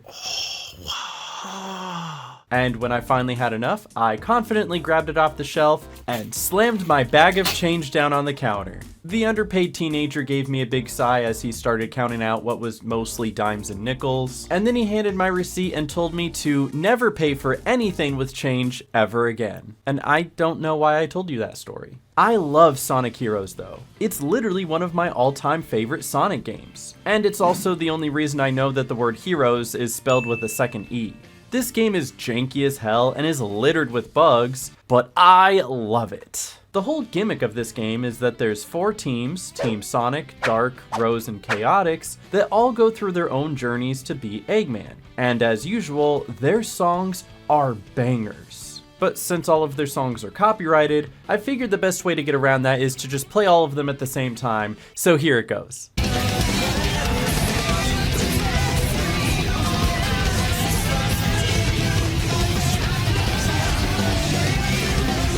Sonic Heroes tried something new, allowing you to play as 3 characters at a time as they form teams and give each character their own role. The speed character, the power character, and the character that attempts to fly if it wasn't for all the fat asses grabbing onto their ankles. And all the character roles have their own unique traits to help you get through the levels. And with there being 4 different teams, there are 4 different stories to go through, kind of. And although they all go through the same levels, the layout of the levels, as well as the goal of the level, can change depending on the team. This is because each team has different difficulties set to them. Team Sonic is the base medium difficulty, Team Dark is the harder difficulty, Team Rose is easy, and Team Chaotic is the you difficulty. Okay, that's not technically true, but when we get to it, you'll see exactly why I say that. And you wouldn't know any of this if you never clicked the Y button to have Omochow jump scare you with this information. Team Sonic features high-speed gameplay. So I can only imagine a first-time player loading up the game and then wanting to play as their favorite character, Shadow the Hedgehog, and then going, why the hell is this game so hard? But there are a couple aspects that make this game unique and different from other Sonic games. One of those are the level ups. Each character can gain a level by collecting an orb from an enemy or running over a checkpoint. Also, quick sidebar, these checkpoints are small circles that are really easy to miss, especially when running at full speed, and I'm glad they immediately brought back the star post in future games. Thank you for never doing that again. Anyways, these level ups are helpful by giving our heroes more damage to enemies and additional properties to their attacks, kind of like how Sonic can remove shields in a single hit, or how Vector shoots out exploding bubblegum. Which, saying that out loud, might actually be the most hardcore thing ever put into a Sonic game. Well, you know, besides the whole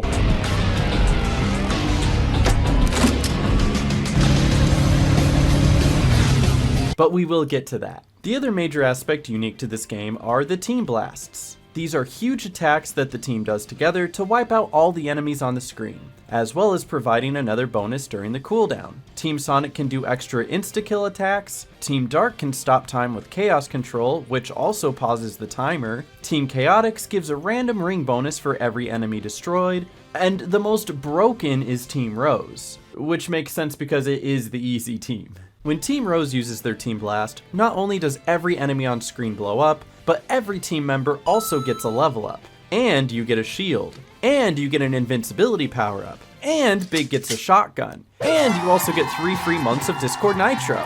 But really, the funny part is how you can build up your Team Blast. The meter fills up by either collecting rings, defeating enemies, or literally just hitting the B button. That's no exaggeration. I will literally stop in place and start spamming B until I fill up the Team Blast meter. I don't know if it's a bug or if this is intended, but I absolutely will abuse it. But now that you have all of the baseline information out of the way, let's go through the story mode to see what makes this game so special.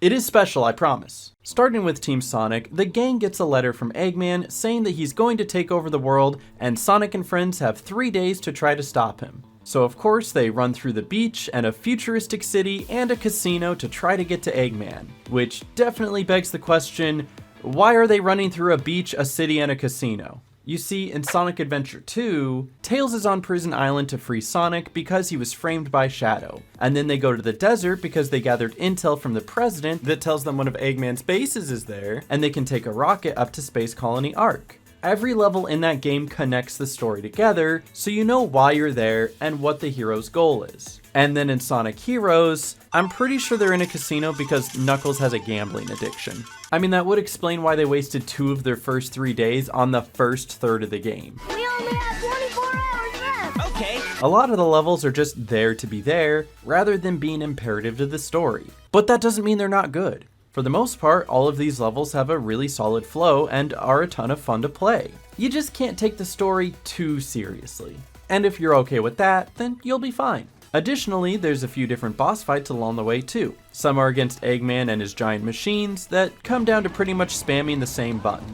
A couple are against other teams and can be shorter than the ad that played before this video, and there's also some wave-based fights where Eggman sends out hordes of his robots to smash you to pieces. Then when you get into the later levels, they start to get a bit longer, but I'd still say they're pretty good overall. Rail Canyon tends to be a fan favorite and was even brought back in Shadow Generations, but there is this one part where I have to swap to Tails and fly up real quick so I don't get demolished by these trains. See, you're supposed to land on this platform down below and wait out the trains, but my characters never seem to want to do that. And then in the following level, there's a short skip in Bullet Station if you just jump off the rail early here as Tails and land on top. I mean, there is this other skip you can do with Tails, and you can do it in most levels, but I'm not going to be able to do that. I like the frog levels too. I think it's a cool theme, and the idea that the ivy grows as you're shredding on it is a really fun idea. But it's also incredibly broken because Sonic just slid right off of it, costing me an A rank. Never mind, I fell, please don't die. I died. Hang Castle and Mystic Mansion have fun spooky vibes, and although they are a bit on the longer side, they do leave a lasting impact. Especially for me because I died on it again.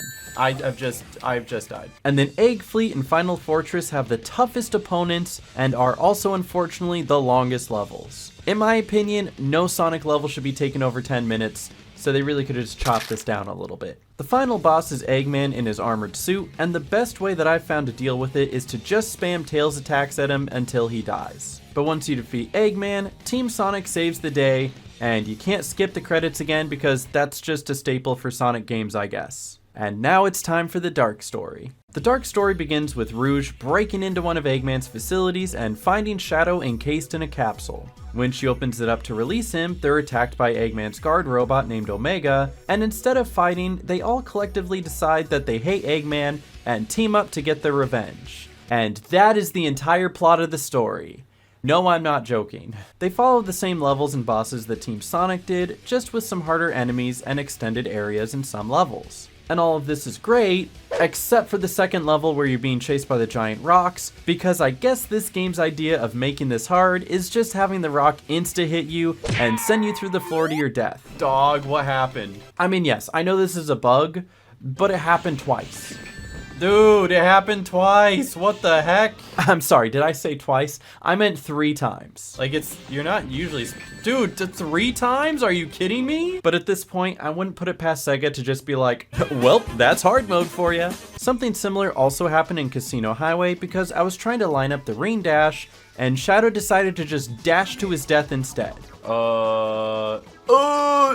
I just die again? Oh. And then that also happened 2 more times. Although I guess they tried to make up for it in Bingo Highway because you're supposed to collect these numbers in order to score bingo on the bingo card, and it gave me a perfect bingo even though I clearly didn't have the 2.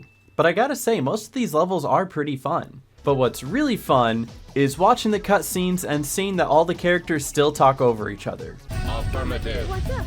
Something on your mind? I can't say for sure if it's a bad dubbing, but I guess this is just another staple for Sonic games now. Once you get towards the final levels as Team Dark, there are a bit too many high-level enemies that slow down gameplay, so I once again resulted in spamming the B button until I got my Team Blast over and over again. So I will praise the first 2/3 of the levels for being fun, but it is that last third of the levels that take upwards of 10 minutes each, and yeah, that's pretty dumb. Again, no Sonic level should ever be over 10 minutes. But you know what's even stupider? and by stupider I mean even more funny, is that because of Team Dark's quirk that they stop time when they use their Team Blast, the final boss is actually the easiest of them all, because once you earn your Team Blast and you stop time, you just beat up on Eggman helplessly while he can do nothing about it. Very cool! And that's the end of Dark's story, and no, you still can't skip the credits. Next is Team Rose, which makes you start with a tutorial, whether you like it or not. Even though I clearly already beat the harder 2 stories. And once again, they're the same levels as the past 2 teams, but this time just a bit easier. And when I say a bit easier, I mean like super-duper easier. The levels are practically half the length, and the enemies look more lost than my dog when I put him anywhere that isn't his warm, cushy bed. But ironically, as Team Dark's bosses are easier because they can stop time, Team Rose is a little harder because their attacks are a little slower. When I played as Team Sonic, I ripped through the first boss quickly because Knuckles just tore it up, but Big's fastest attack is his belly flop, which still made it easy, but because it's slow, I barely missed the A rank by like a quarter of a second. And again, another sidebar, while I'm mentioning it, why does this game like to tease you? Whenever you get a rank that isn't an A rank, for a moment, the game will flash the higher rank before hitting you with your actual rank. So it gets your hopes up that you got an A, and then hits you with a B. And that's just so mean. Like, imagine your real life teacher giving you an A on your test, and in the last second being like, no, F, you get an F. But yeah, otherwise Team Rose's story is like the quickest to go through, and overall the easiest as well, since I got an A rank on pretty much every level, and then of course more unskippable credits, and then we have one more story, the Team Chaotix story. This game introduces 3 new characters, with Team Chaotix consisting of Espio the Chameleon, Vector the Crocodile, and Charmy the Bee. And all 3 of them act like they're some broke roommates in their 20s. You know our policy!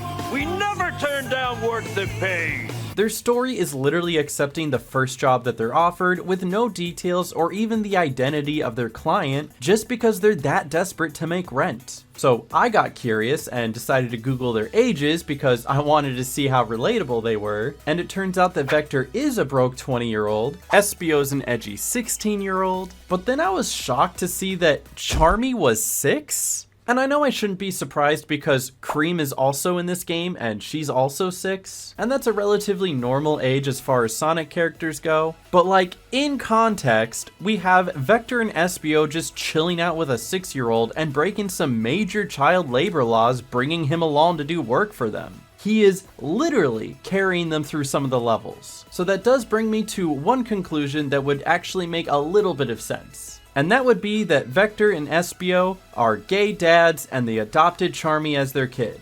And I'm all for this theory because that is adorable. I also don't know why I told you that. Anyways, Team Chaotix gameplay is both the best and the worst in this game. They have a mission style of gameplay, making the way you play each level unique and different. Some of those levels are a ton of fun, and some of those levels are just complete torture. The very first level is to find 10 hermit crabs hidden in random spots throughout the level, and while some of them are out in the open, some of them are very not out in the open. But since there's 20 of them total in the level, finding just 10 of them isn't that bad. Though I will say that these hermit crabs have become the bane of some people's existences. Where's the fucking hermit crab? The very next level has you find the lost Chow, which you would think would be a nod to Sonic Adventure 2, where there's a lost Chow somewhere in the level, but actually, the Chow is just prominently displayed in a cage at the end of the level, so it's really just a beat the level normally type of level in disguise. So my heart goes out to anyone who didn't realize this at first, and ended up searching every single inch of this level looking for this poor bastard, and then realizing at the end that he was just right there in front of them. There's another level after that that asks you to defeat every enemy in the stage, which isn't too bad since most of the enemies are visibly out in the open. There's just a few in the middle that are hiding behind boxes, so you have to make sure you don't miss them. Casino Park asks you to get a bunch of rings, and Charmy won't shut up about having a gambling addiction, even though he's 6. Let me go! I want to play! And on my very first spin, I hit Eggman's and lost all my rings.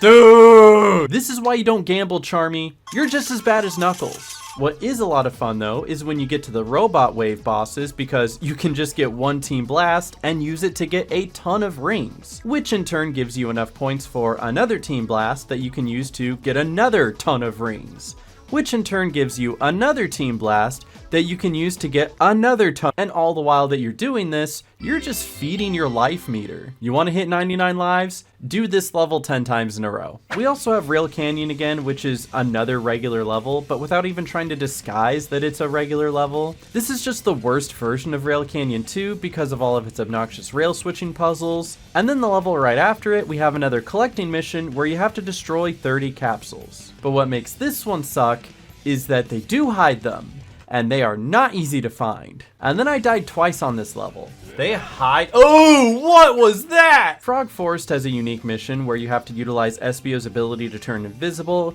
and then sneak by the frogs undetected. It's a cool idea, but it also just makes the level a mostly Espio level where you don't swap to any of the other characters. Which honestly, I'm fine with, because Espio's a dope character, and if you wanted to just make a whole game of Espio, I would play that. That sounds awesome. And then we have Mystic Mansion again, which is just the worst version of this level too, because the goal is to blow out all of the red torches. And this just becomes a giant chore because you don't get to enjoy the level and instead have to spend over 10 minutes making tornadoes over and over and over and over and over and over, and then still dying at the end. Dude! The last level has you finding keys, which is another typical fun fetch level, but what makes it especially terrible are these giant armored enemies that can only be defeated by knocking off their helmets and specifically hitting them on the top of their heads. It's terrible because it takes almost a minute to fight each one of these individually, and they're very annoying and very bad, and why are there 4 of them in this area? And I'm just gonna spam Team Blasts again. After beating the final boss, you find out that the person on the other side of the walkie-talkie sending you on all of these wild goose chases was Dr. Eggman the whole time. And I just love this final cutscene. Besides, I plan on paying you. You'll be rewarded handsomely for helping me. As soon as I conquer the world, I will pay you. Just wait a minute. Just listen to me. Take this, you bad man! They cooked with that. That was pure comedy. And although that's the end of the story, that's not the end of the story, because there's still one more story. In order to unlock this story, you still need to find and collect all 7 of the Chaos Emeralds, and you do this by finding these keys in 7 of the levels. Once you complete the level with the key, it takes you to a bonus level that's very reminiscent of the old Sonic 2 bonus levels, but worse in every conceivable way. Okay, it's not actually that bad. And for the most part, you can get these emeralds in just a matter of seconds. What sucks is when you either get hit by one of those spike bombs, or you end up taking a turn too hard and running up the ceiling, because both of these will kill your momentum and basically ruin your chances. Although luckily, for the first time ever, I got all of the Chaos Emeralds during my initial playthrough of the game, and didn't need to spend any time afterward to get them. So we move on. So now that I've got all the Chaos Emeralds, how do I play the last story? Great question. The last story is actually hidden on the side that I don't know if you'd find unless you knew it was there already or you looked it up. This starts the final battle against the real villain of the story, Metal Sonic. He transforms into Metal Overlord in a cutscene that I swear is something right out of a Michael Bay Transformers film. Each team takes turns doing their part to wail on the giant boss until we get to Team Sonic. They go super mode, and their goal is to counter each of Metal Overlord's attacks. The only way to deal damage though is to use your Team Blast, and since that's the case, I ignored everything else and spammed the B button the whole time. I love this button! And once you defeat Metal Overlord, that is technically the end of the game, but not the end of the gaming experience. There is still a ton of emblems left to collect by doing all of the bonus levels. Every team has one extra mission for every stage in the game, and that mission changes depending on who you're playing as. We'll start with Team Sonic that wants you to go fast because, you know, that's Sonic's whole slogan, and every bonus mission requires you to beat the level within a time limit.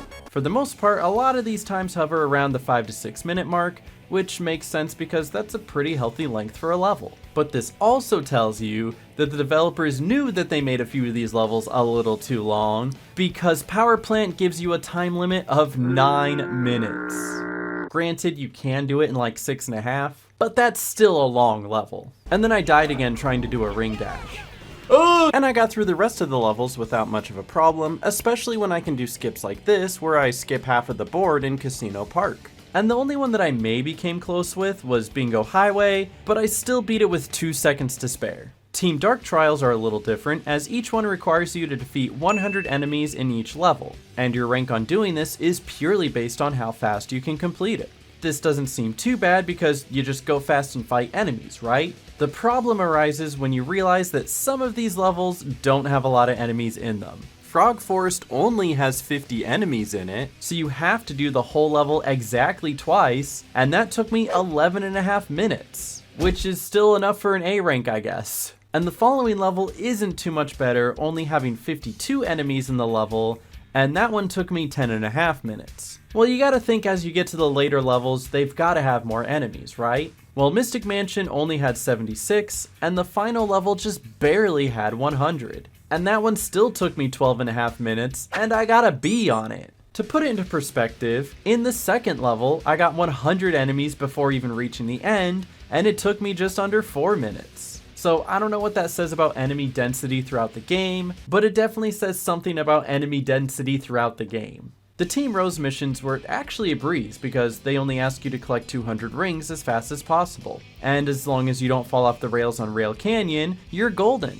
I need 4, and I missed. Just knowing some tips helps a lot, like how hitting these spring bounces on all 3 of the circles gives you a ring bonus. And out of all of them, I think there was only one of them that I didn't get an A rank, and that's just because I missed it by about 12 seconds or so. And the last set of missions are the Team Chaotic missions. And if you loved the original missions, you'll probably like these too. But if you hated those missions, you're gonna have a bad time. Each level takes the original mission and either presents a twist or asks you to completely collect all of the items. As an example, in the first level, instead of collecting 10 hermit crabs, you have to collect 20. And some of those bastards are hard to find. Luckily, when I found them all for the first time at 11 years old, my brain remembered every location nearly 20 years later. Well, almost all of them. One is right here, and I think the last... No, I'm missing one now. Oh no.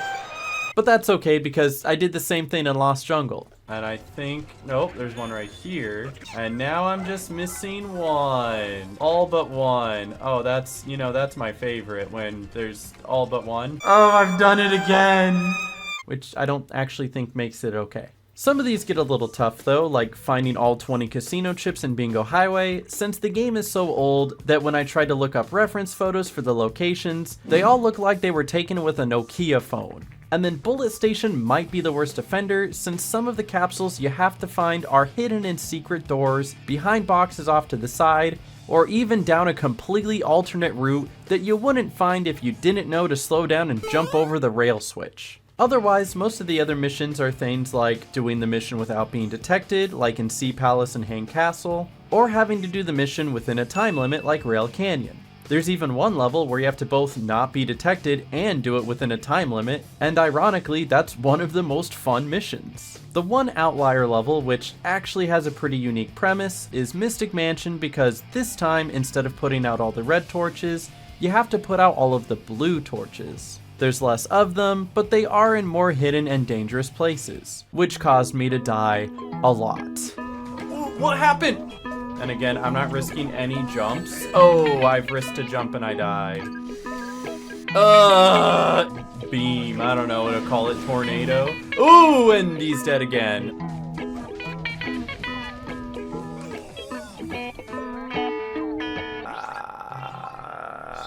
And with the completion of the last missions, I collected all 120 emblems in the game. Earning every emblem unlocks all the different multiplayer modes to play, but you'll notice that there is still one locked option at the home screen. The only way to unlock this is to get an A rank on every level, bonus level, and boss in the whole game. Which sounds like a tall order, but luckily I'm actually halfway decent at this game, so at this point I already had 118 of 141 of the A ranks. So all I had to do was go back and redo some of the levels that either I died in or just barely didn't do well enough. Like the original mission of the final level for Team Chaotix, I completely planned out the perfect route and completed the whole level in just over 2 minutes, gifting me a hefty time bonus. And then unfortunately, it still gave me a D. Still a D? Are you kidding me? So I spent nearly an hour trying to formulate a good balance between earning points in the level, but still finishing it fast enough to get a good time bonus. And that might have actually been the most difficult part of the entire game. The Sonic levels were pretty smooth as soon as I stopped dying. I missed it. And then trying to get the A ranks of my remaining Team Dark levels netted me the same result as my first run. Died again.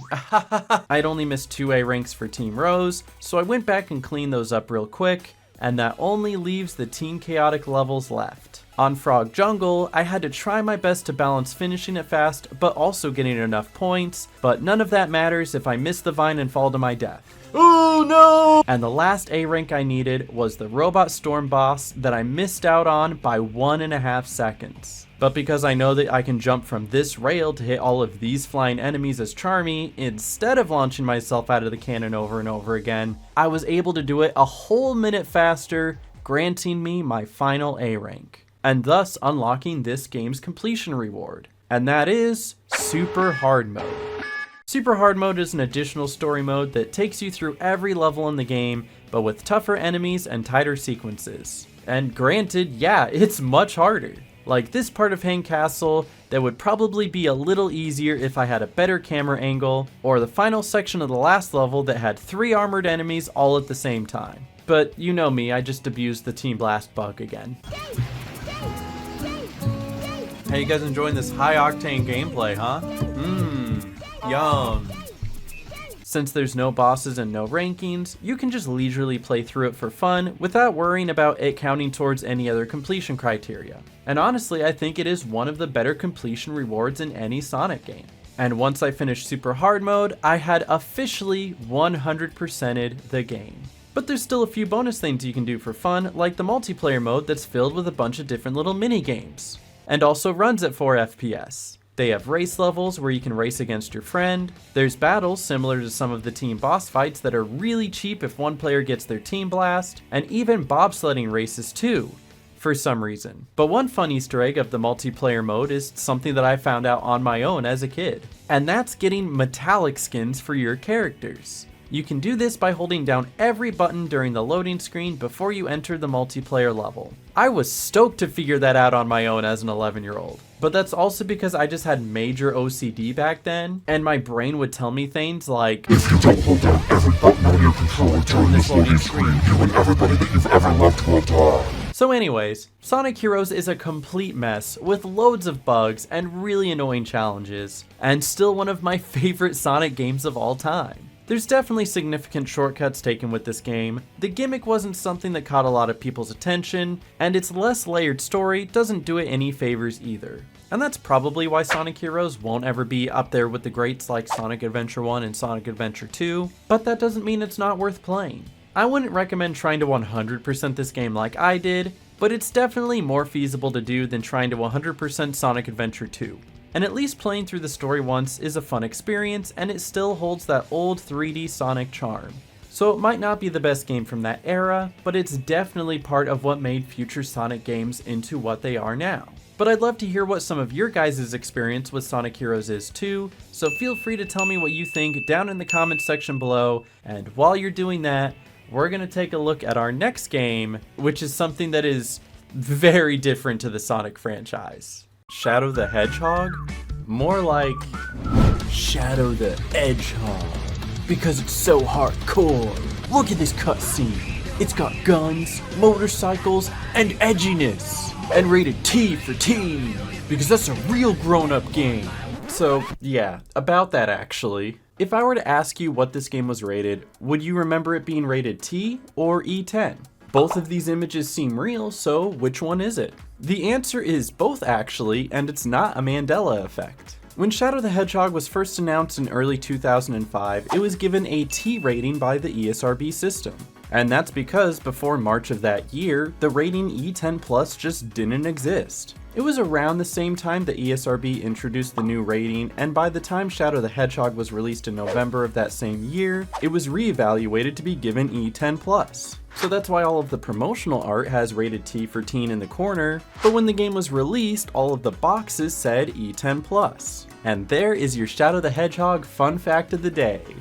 That's it, that's the only one I got. Shadow the Hedgehog, very much like Sonic Heroes, came out for multiple consoles, allowing the game to reach a wider audience. But unlike Sonic Heroes, it seemed to do as much as it could to try to not appeal to a wider audience. With the game being rated T, or E10+, or whatever it happens to be, all parents saw was Shadow holding a gun on the box. I'll even admit, growing up in a Christian household as a kid, my parents didn't want me to have anything to do with this game. My parents were like, "What do you mean you can grab a gun and shoot someone? Jesus would never do that." And so I went like 30 years of my life without playing it. Until now. And I gotta say, maybe it's the fact that I'm older now, but I just don't see what the big deal was. When it comes to the edginess of the game, a lot of it boils down to two main points. One of them being the guns. Anytime you select anything, the game plays a gunshot sound.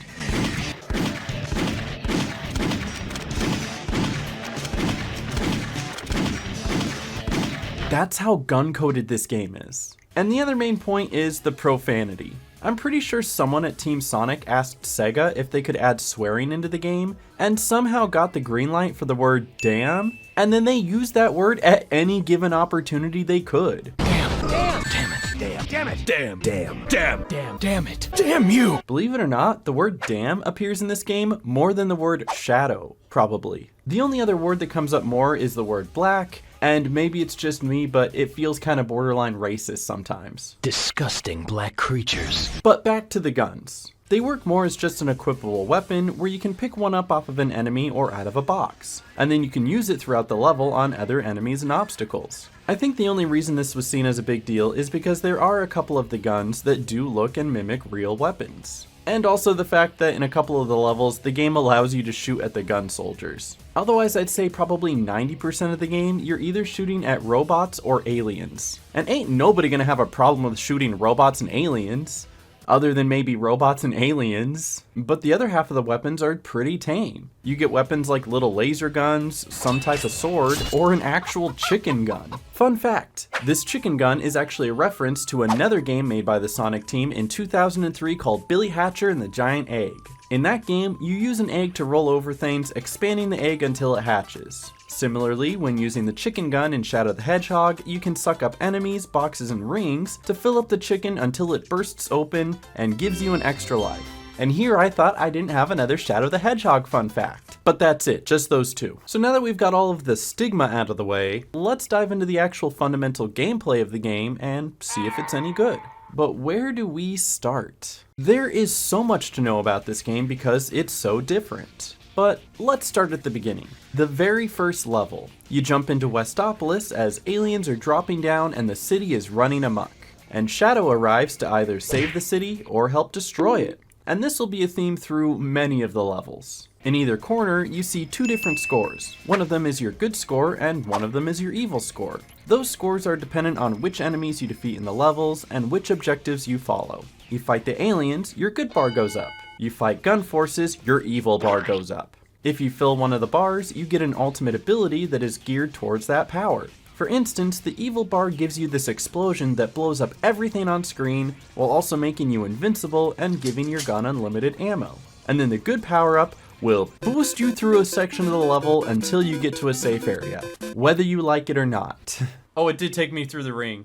Dang it! Damn it! That is, unless you're in a boss fight, and then it just stops time and, again, gives you unlimited ammo. And the point total you accumulate only matters depending on how you finish the level. Which brings up another change. The missions. There's about 3 ways to finish most levels in this game. One of them is a good mission, like defeating all the aliens, one of them is an evil mission, like defeating all of the gun soldiers, and the third is usually just to get to the end of the level and hit the goal ring. Now obviously one of these is way more streamlined than the others, and it is not trying to find every last enemy in the level, because that can be pain. I'm missing one.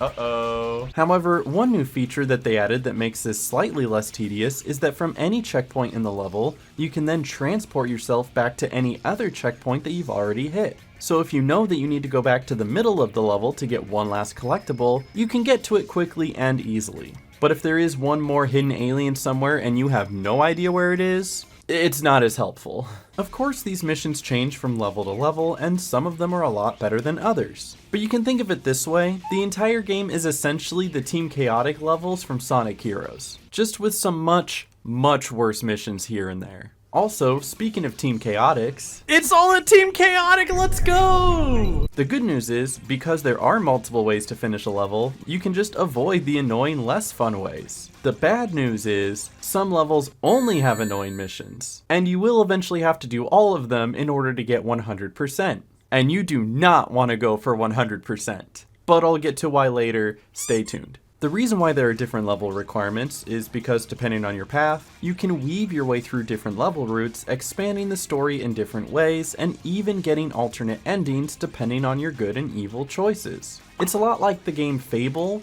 but without the ability to fish. And as you can see on this level diagram, there's many routes that you can take that will all bring you to different finishing points of the game. There's 5 different final levels, and each of those levels has 2 different endings, giving you a combined total of 10 endings. So if we're going to complete the game, we gotta get through all of these levels and complete all of these endings. So what better way than to get started? My first playthrough, I had no idea what I was doing at all. I just knew that Sonic wanted me to defeat the aliens, and Evil Patrick Star here wanted me to defeat all the gun soldiers. I didn't want to do either, so I just finished the level normally. Which is totally fine because it is the first level and you will need to do this same level over and over again, no matter which ending you get. As a first level of the game though, if the only goal was to get to the end of the level, it's fine. But unfortunately, there is a lot of stoppage throughout because the level encourages you to stop and fight all the enemies. So it discourages you from speeding your way to the end and messes up the general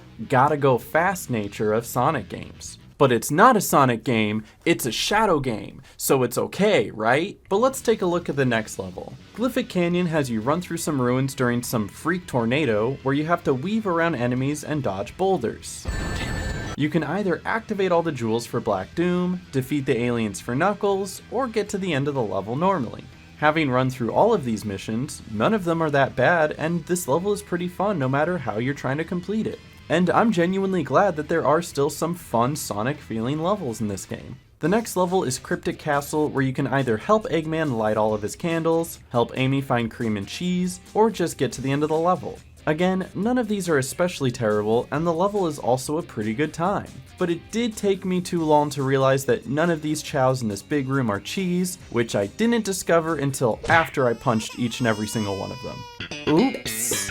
And here I thought you could only kill chows in Sonic Adventure 1. And then we came across our first Eggman boss, which I thought was a little tough because I was barely doing any damage at first, until I discovered that you could just use a gun. And then we have the Maria level. I got your picture, I'm coming with you, dear Maria, come in. This level is called The Doom, and boy does it feel like it. The missions require you to either find researchers, gun forces, or the end ring. And all of these are hidden in a grueling maze with a dozen different dead ends. The easiest end requirement is to just find the gold ring, and that took me 24 minutes. I know I said before that any Sonic level that takes over 10 minutes is a complete insult, but this level didn't just insult me, it spat on me, called my mother a whore, and told me I was gonna die alone. This level is bad. But once we escape with Maria, I got your picture. There's another boss to fight called Heavy Dog, and this one isn't too bad either if you just use a gun. Then we move on to Air Fleet, where the game wants me to... Hold on. Can I say this without being put on a list? I feel like the moment I say this, the FBI is going to be at my door. So the mission is to destroy the president's escape pod. It's exactly what it sounds like. Doom's Eye literally says to kill their leader. So this isn't reading in between the lines here. They're asking Shadow to go full Lee Harvey Oswald out there. On the bright side though, which I guess isn't so bright, is that it is pretty hard to destroy the plane. I got through the entire level spamming it as much as I could, and even though it was literally on fire, I still failed the mission. What do you mean failed? It was on fire! So in order to complete this route, I found out this unique trick. If you fire at the plane with this turret until it disappears, and then jump off and die, you respawn at the checkpoint in front of the turret, and so does the plane. but the plane ends up keeping all the damage already dealt to it, so I would blast it until it leaves, die, respawn, and repeat until I blew it up and finished the level. The other two ways to finish the level are just to get to the end as usual, or defeat 35 of the aliens, which are all along the path, so that one wasn't too bad either. And the last level I did during my playthrough was Lava Shelter. With it being the last level, it only has 2 different paths for you to take to determine the ending of your story. For this level, we have the good ending where you follow Omega to the end of the level, and the bad ending where you have to set off all of the volcanic alarms for Dr. Eggman. And something I have to give this game credit for is the fact that going for different level objectives isn't just something different to do in the same level, but by completing some of these objectives, it changes the level's layout. If you decide to set off all of Eggman's volcanic defense systems, it causes the lava to rise, which cuts off paths and changes the way the level plays. There's a handful of levels in this game that do something similar, where making the choice to do one objective opens and closes alternate paths and changes the way that you experience it. So it's not just worth doing each objective to get the full gameplay experience, but also to experience each level in unique ways. But getting back to Lava Shelter. I decided on my first playthrough to just finish the level, partly because it's quicker and easier, but also partly because you can't switch the buddy that follows you off of Omega, so if I start to set off the defense systems, Omega just stands there judging me, and I start to feel real awkward. Do not turn on the devices. I'm just actively not listening to Omega. Upon completing that level, we fight the Egg Dealer boss, which is one of the last 3 final bosses for this game, and I'd argue probably the easiest one. All you have to do is homing attack him quickly 3 times, and it'll choose a random attack which, most of the time, ends up being an attack that he hits himself with. I had to do this boss 4 different times, and 3 of them it was over quick and easy, but it was the 4th time that I was having trouble hitting my homing attacks. Homing attack, hello? I'm right in front of it? Hello? I'm right in front of it? After beating Eggman, I get my very first ending where Shadow has all of the Chaos Emeralds, calls himself an android, says his famous line, "This is who I am." And then him and Omega just f***ing kill Eggman. What? Goodbye, Doctor.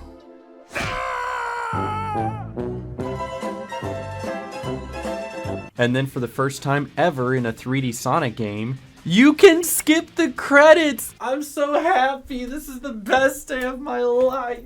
This is definitely not the canon ending because out of 10 endings, how can you assume the first one you get is how it's supposed to end? So with there being 9 more endings, I had 9 more playthroughs to do of this game. This took me about 16 hours, so I'm just going to give you the cliff notes of each level and boss instead.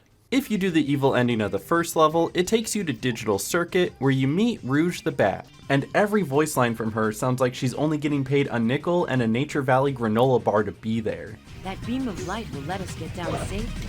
This level has a neat Tron-like theme as it takes you through a digital world, and the 2 exits to this level are either to get to the goal ring or get to the slightly farther goal ring. On the other side, if you do the good ending, we have Lethal Highway, which either has you chasing down and trying to destroy a giant alien ship, or simply just escaping the city and getting to the goal ring. And I don't think it's a coincidence that it specifically says, escape from the city. We all know what you did there. The next level down the line for stage 3 is called Prison Island, and I genuinely liked this level. Except for when the alien takes off with the hoverboard I need. Wait, where's he going? Come back! Sir, I need that! It's one of the other levels in the game that actually looks and plays like a Sonic level. Well, at least when it comes to getting to the goal ring. The other 2 objectives you have to complete are either to defeat all of the gun troopers, which isn't too bad, or help Charmy find all of the data discs for Vector. And I can tell you this right now, this is not the same voice actor for Charmy from Sonic Heroes. Let's find those top secret discs. He almost sounds like Gizmo from Teen Titans. Hey, Shadow, I gotta ask you something. No stinking way. But it's not the same voice actor because I checked. And then my favorite level is Circus Park. Not because it's good, since it's not, but because I think it looks funny and I like the aesthetic. It's literally an amusement park run by Eggman, and that's hilarious. Aside from having a goal ring at the end, you can either collect 400 rings with Tails, or once again destroy all of the gun robots. I went for the ring collecting first since I figured that'd be easier, and in a sense it is because of another new feature. In this game, if you get hit by an enemy, you don't lose all of your rings, instead you only lose about 10. Not only does that keep you from dying less, but it's more forgiving when trying to collect them. This is actually a feature that's carried all the way into modern Sonic games, and so it's really neat to see that this is where it started. The downside is that there's barely more than 400 rings in this level, and you can only get big chunks of them from doing these balloon popping mini games, and destroying the gun robots is ironically both easier and faster. The next group of levels are the Stage 4 levels, which are very hit and miss. Central City has you either destroy a bunch of tiny bombs or detonate 5 giant bombs. It's pretty annoying to try and find every single bomb in the level, and it's even more annoying that 2 of the 5 big bombs are hidden behind this spring, and if you don't know that it's there, you'll get lost and very frustrated. And by you, I mean me. I got very lost and frustrated. Especially because it's timed. Don't you just love being timed? Oh boy, the anxiety. Sky Troops looks a lot like Glyphic Canyon, except this time it's in the sky. And just like with Glyphic Canyon, this is a solid level. The actual level layout is good, it's fun to play, and all 3 of the missions are solid. Good level, no notes. Mad Matrix is also kind of annoying because the 2 special missions are to either access all 4 of the terminals, which is just long and takes a lot of time, or trying to activate all 30 of the bombs that are scattered throughout these digital pipelines, which is even longer and takes even more time. So when you have to track down every single bomb, oh my god, this is hell. Hell. Thank you, Shadow. This is terrible. It took me 17 minutes, and that is time that I am never getting back. How is that an A rank? And the last stage for the 4th column is Death Ruins. And I'm not gonna lie, I think I only played this one once, and it must not have left a big impact on me because I didn't write any notes on it, so I went back to play it while editing this video, and yeah, it's pretty decent. Well, besides the parts where I died. No! Why does it keep happening? Stage 5 levels mostly fall on the same level, as in, they're okay.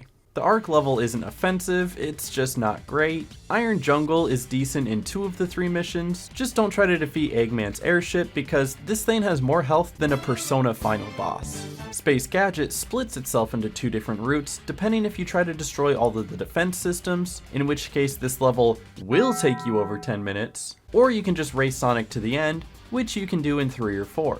The odd thing is, in order to get the neutral ending of this level, you have to get to the gold ring after Sonic does, but that also means you're gonna get to the end and then you have to just sit there and wait for time to run out. Oh yeah, dash for the finish line, go for it. We're so close. Or for the game to crash. No, and then the game freezes! And Lost Impact is a scam. We're back on the maze of the Ark, and you have to defeat 35 of the artificial chaos, which are all hidden in nooks and crannies. You would think that this was Halo, or like Metroid Prime. So I just went to the end of the level instead. Also, there's Maria again. I got your picture! The last group of levels are the ones that ultimately decide your ending. Gun Fortress kind of feels like a GTA mission, and in the best way possible. Black Comet isn't anything offensive, it's either defeating gun forces or just reaching the end. Cosmic Fall is pretty decent as it takes you through Space Colony Ark as it's falling apart, and you either get to the goal ring or you get to the slightly farther goal ring. And there's also a timer at the top of the screen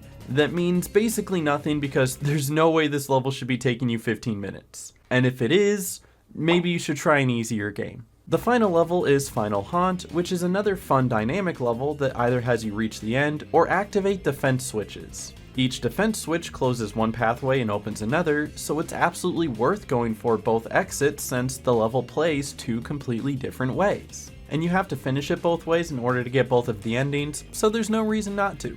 And that's basically all of the levels in the game. But there are a handful of bosses to cover too.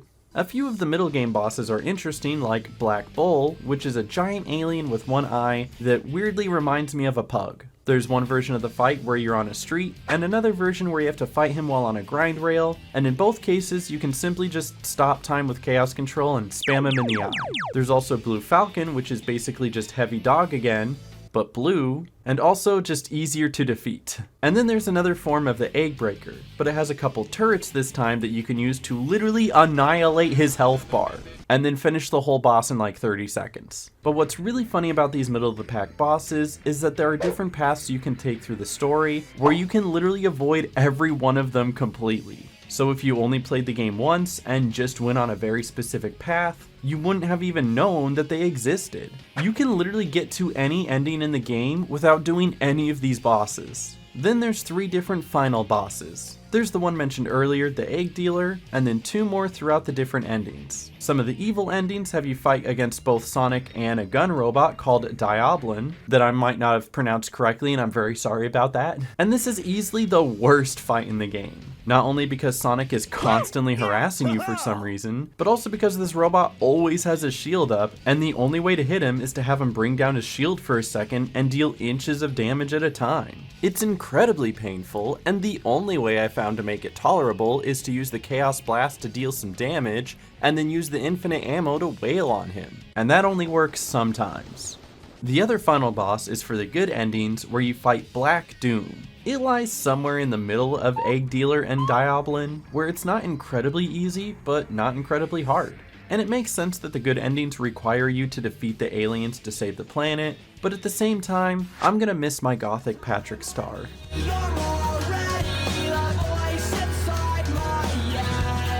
And that just about does it for all the gameplay segments. But you know what really makes this game special? Is its story and how much variety the story presents. With each level having 2 or 3 different ways to complete it, we get a lot of different cutscenes between those levels. And some of those cutscenes are certified insane. This is like taking candy from a baby, which is fine by me. Like, how could we talk about this game without showcasing the best cutscene of them all? Where's that damn 4th Chaos Emerald? He said it! He said the thing! There it is! I also have that on my Spotify playlist. And as mentioned earlier, there are 10 different endings ranging from Shadow saving humanity to Shadow dooming humanity. That's the whole ending? A lot of them do run along the same lines though, of Shadow gathering all the Chaos Emeralds, claiming he's either a hedgehog or accepting that he's an android, and then ending his speech with, "This is who I am." And then about 3 of them feature Shadow punching Eggman in the face. And as much time, effort, and creativity went into making all of these endings, technically none of them are canon. In order to get the true ending, you have to go through and complete all of the other 10 story endings first. Once you do, a new option appears at the main menu called Last Story. This consists of 1 more level and 1 more boss. And the level sure is something. Before beginning the level, we do get a cutscene with a bit of insight into the lore of Shadow the Hedgehog. But all I'm really taking away from this is that Shadow has 2 dads. Then Black Doom paralyzes all of Team Sonic, but also maybe he didn't? It's hard to tell because they're definitely still fidgeting and talking, so I don't know. But it turns out Shadow is immune to the Black Doom poison because of magic or something, and now Shadow has to speed through the comet to try and catch Black Doom. Because of the setting, this level does greatly resemble the previous comet level, except for 1 major difference, and that's how to get through the level. The gimmick to this stage is that several places in the level are complete dead ends, and the only way to proceed is to build up your chaos control meter. So half of the level is stopping to fight enemies so you can build up your good boy points, and then use your ultimate specifically for these hurdles, unlike what I did where I used it too early and it brought me to one of the stopping points. I just used chaos control, are you kidding me? And then I had to sit there and refill it completely from the ground up, and it's just not the best level in the game by any means. But all of the work and build up I would say is well worth it because of what the game gives you next. Super Shadow! It might be worth playing the game just for that. The final boss is interesting because we get Black Doom in an evolved form where he's got 2 heads on either side of his body. The goal is to hit the eye on one side, then swap over and hit the eye again on the other side, all the while collecting rings to keep your time up. And then while you're building up hits, you eventually earn chaos control, and I'm not exaggerating when I say it is the worst thing you can do in this boss fight. In every other boss fight in this game, yeah sure, stop time, wail on the boss, get big damage. But in this fight, since every hit immediately changes the eye you have to attack, once you hit Black Doom's eye in Chaos Control, one side closes and you have to wait for the other side to open. So you can't hit him again until Chaos Control is up. And while you're waiting, your ring count is still going down. You are literally just killing yourself here. And I know the game is edgy and all, but it's not that edgy. Or maybe it is. I should never have been created. Hey, don't go there yet. Don't go there yet? I'm sorry. There is one more unique piece of lore tied to this boss though, and for some reason you don't get to hear it unless you survive in the boss fight for over 9 minutes. When you reach that mark, Eggman says a special piece of dialogue that infers that this is the real Shadow and he never died after Sonic Adventure 2. But I rescued you with one of my robots. You lost your memory, that's all. You really are the ultimate life form my grandfather created. But the fact that you have to wait around in this boss for 9 minutes means the only people they expected to hear it are hardcore Sonic fans or your 7-year-old nephew who just couldn't figure out how to fight the boss correctly. Upon finishing the final boss, Shadow saves the day, everyone's happy, and that's officially the end of Shadow the Hedgehog. Now all that's left to do is not go for 100% because it is so not worth it. Mostly because my file corrupted, but we're gonna continue on anyway. And you might be wondering, what goes into 100%? Glad you asked.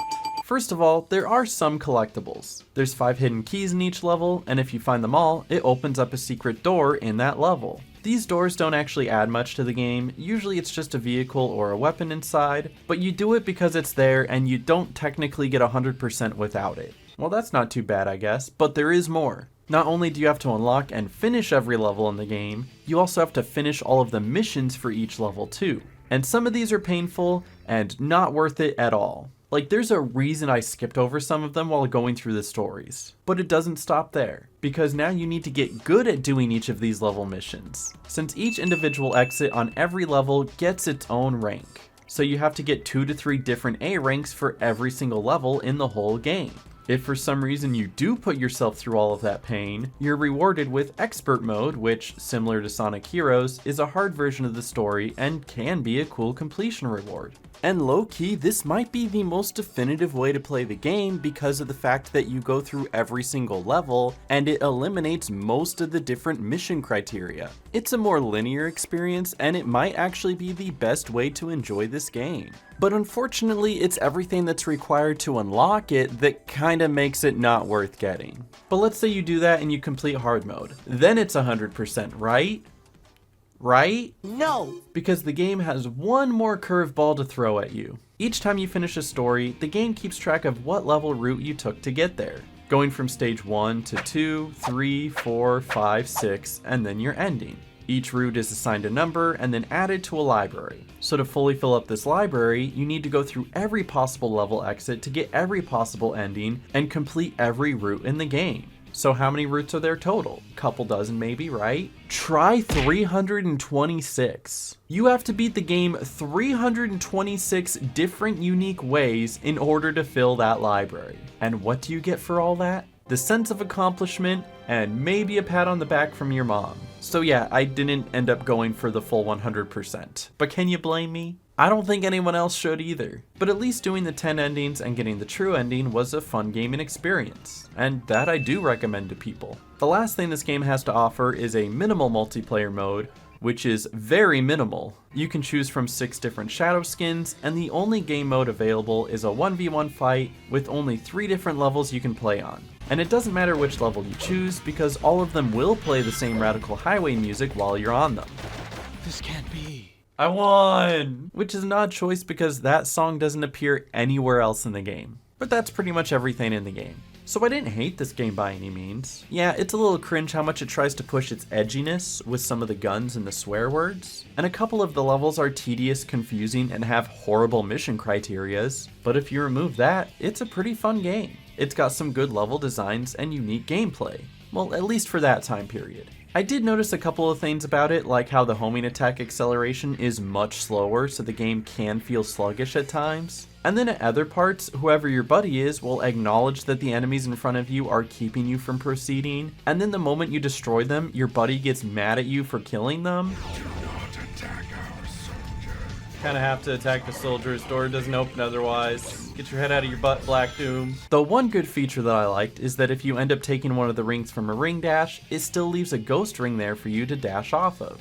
So you can't accidentally trap yourself in any part of the level, unlike some other games. But I genuinely enjoyed my time with Shadow the Hedgehog. It's one of those games that I didn't realize how fast the time was going by while I was playing it. It's not better than the previous 3 games I just played, but I can see why it left such an impact for that generation, for both the right and the wrong reasons. And it also makes sense as to why my mom never let me play it as a kid. But we do have one more game to showcase, and although it doesn't play anything like the rest of the Sonic games we just showed, it is technically 3D, and it is technically Sonic. And it did come out for the GameCube, and I want to play it, so you're going to listen to me talk about it anyways. The last game I wanted to talk about today is one that is near and dear to my heart. If you look closely, you can actually see it there. I should probably get that checked out. Sonic Riders came out in 2006 and was the last Sonic game to come out for that generation of consoles. And while it wasn't like the action-adventure games that came before it, it was still technically a Sonic game, so fans of Sonic were still gonna rush out to GameStop to buy it. Hopefully not with spare change. And your fun fact for the game is that once upon a time, I used to speedrun it, and I was ranked 8th in the world for the no LRG keyboard category, which is pretty odd because I absolutely didn't use a keyboard for the run, and I guess it's less impressive when there's only 8 people on the leaderboard, but still, I wanted to see if I could pull off some of the old speedrun tricks that I used to do. It turns out, I cannot. Sonic Riders wasn't technically the first Sonic racing game, but it was the first one to feature Sonic and friends on something other than their feet. And it was a different enough idea where SEGA wanted to make a sequel, and then decided that it got too confusing from there and just shifted to cars. Cars?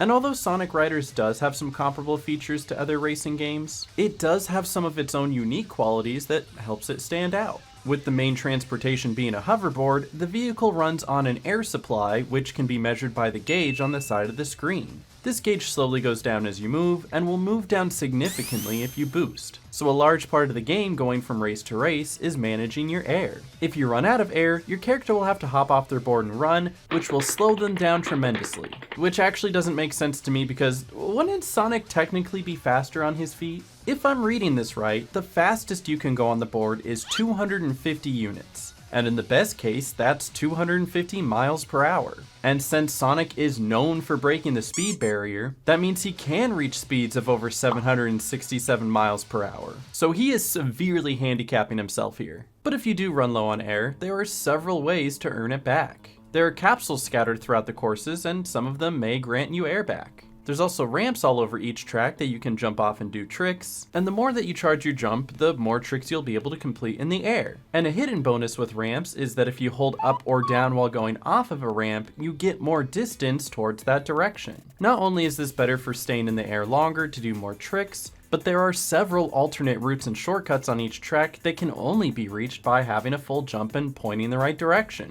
You can also gain air back during these specific spam sections on every stage. These are sections that only last a few seconds and direct the player to spin the control stick around as fast as they can. You know, that same thing that Nintendo keeps warning you not to do in all of the recent Mario parties. The faster you spin, the quicker you go and the more air you get back. They really don't make games like they used to, do they?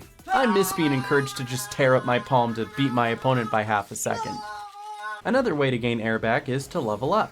Every racer starts at level 1 with a limited air gauge, but after collecting 30 rings on the course, you're elevated to level 2, which gives you a larger air gauge and refills it completely. If you reach 60 rings, you get up to level 3 and the largest air gauge possible. And that's not to mention that each level up also grants a minor stat boost, as well as more powerful attacks. So it's definitely worth gathering as many rings as you can along the course as you go. Additionally, you can also gain air back by taking routes that are geared towards your character type. Do you get it? Geared towards? Because the hoverboards are called gear, and I said geared towards? Do you get it? There are 3 character types with speed, flight, and power. And it's literally the same types from Sonic Heroes, so it makes it really easy to remember. Speed types can grind on rails, flying types can fly through the dash rings, and the power characters can just smash through anything and everything in their path. And they're also low-key the worst ones. Doing all of these things gives you air back. It just so happens the power characters need to build up a large combo of items smashed quickly in order to even get a decent air bonus back. So since there usually isn't a lot of combo lineups for them, and they are the slowest characters, they tend to just suck. And the last way to get air back is to run over one of these air pit stops, which is just not recommended at all. It can completely refill your air gauge, but it also pulls you entirely out of the race to do so. And so you just end up watching everyone zoom on by while you're trying to refill your air, and there's just much better ways to get your air back, but I thought at least I'd mention that one. So ironically, that pretty much covers all the basics of the game. So with all of that out of the way, let's hop into the story to see what we're getting ourselves into, because it is absolutely insane. The very first thing I need to point out is this incredible intro you see when you launch the game. Tails is being harassed by these random drifters, and Sonic's able to catch him just in time. It's an anime style sequence that looks so cool, it makes me wish there was a real Sonic anime in that style. Besides Sonic X, that doesn't count. And if you've seen it, you know exactly why.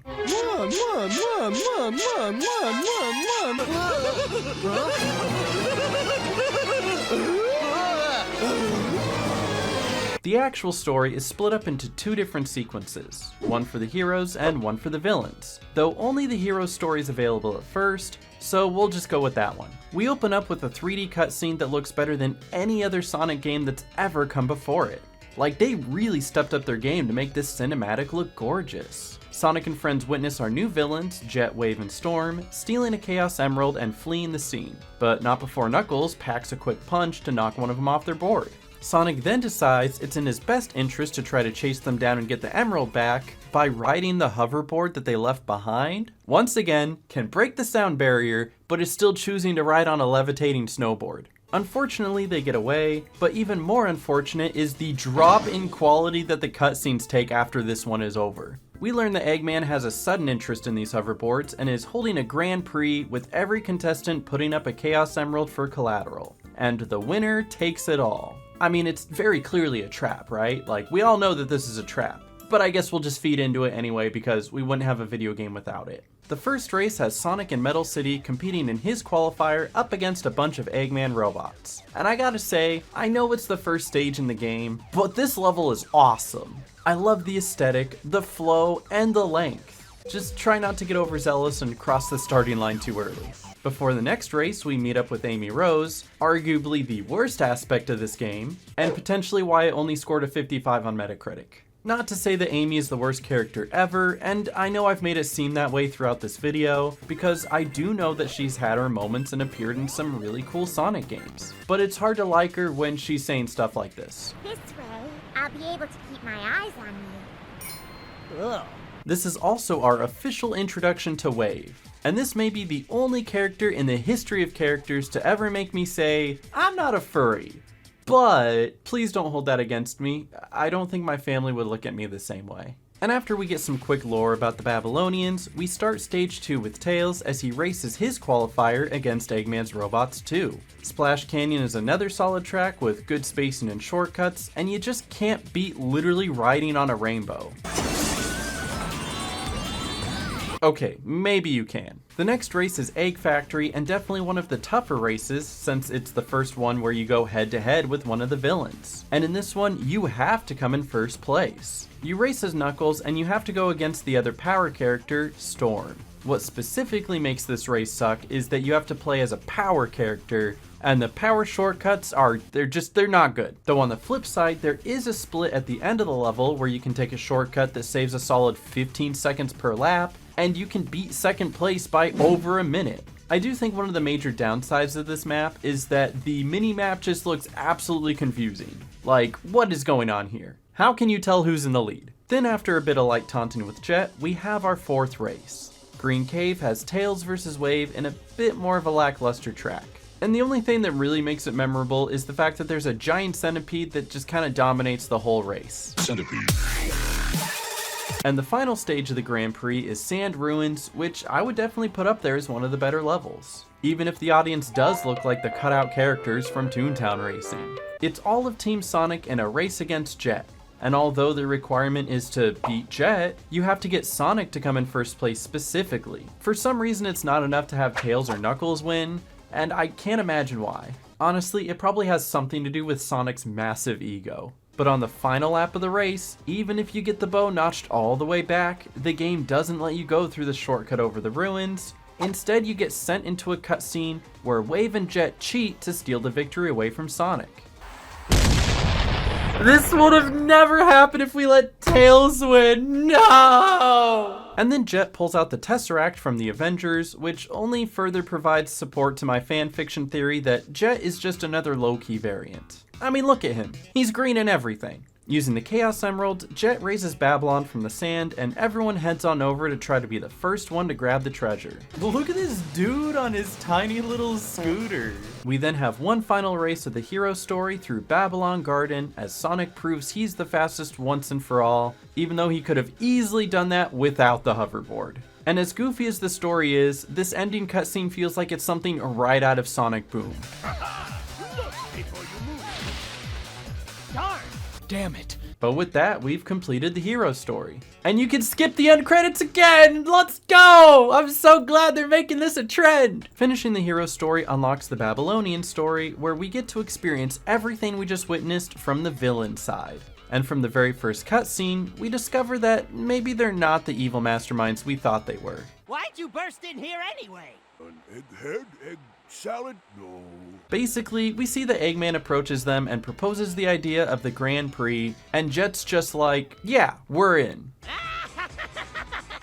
The first race takes place on Night Chase, which is the night version of Metal City, and this race depicts the chase that we saw in the first cutscene of the hero story, where Jet and co have to escape with the Chaos Emerald. There are parts of this track that I enjoy, like weaving through the police cars, and how the final jump has this sick moonshot in the backdrop, but the whole first section that's cluttered and cramped is just not fun to play. Not to mention, sometimes if you take the shortcut, it launches you into a police cruiser, which automatically slows you down, so it's not much of a shortcut at that point. We then see the Wave cutscene again, this time noticing her laying the booby trap that eventually goes off in the last race, and then Wave has her qualifying race against Amy.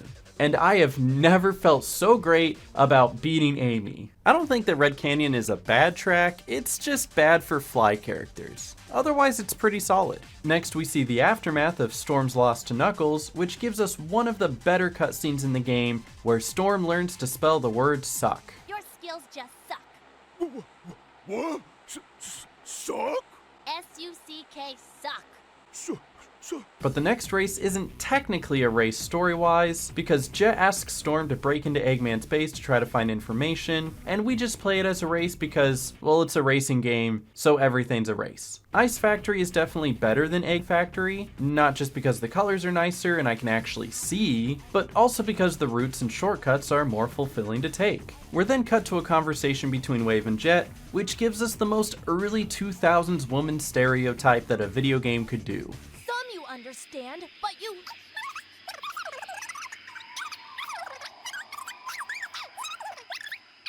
White Cave is only okay, and the race exists so that we can see Jet's qualifier into the finals, but it's basically known as the lesser of the two Centipede stages. Then we're taken to another cutscene after Storm returns with the information that we stole from Eggman, and it leads to easily the best cutscene in the game. And I truly only trust Snapcube to do this scene justice. Honestly, I'm not fucking with any more red boxes. Last time I did, it spit a bunch of quarters at me. Wait, you don't put quarters in there? Where were you, Jet, were you putting your quarters in the card reader? They were pouring out of it! I almost drowned like Scrooge McDuck! What the fuck are you talking about? Is it a coin store? Here, I'll show you!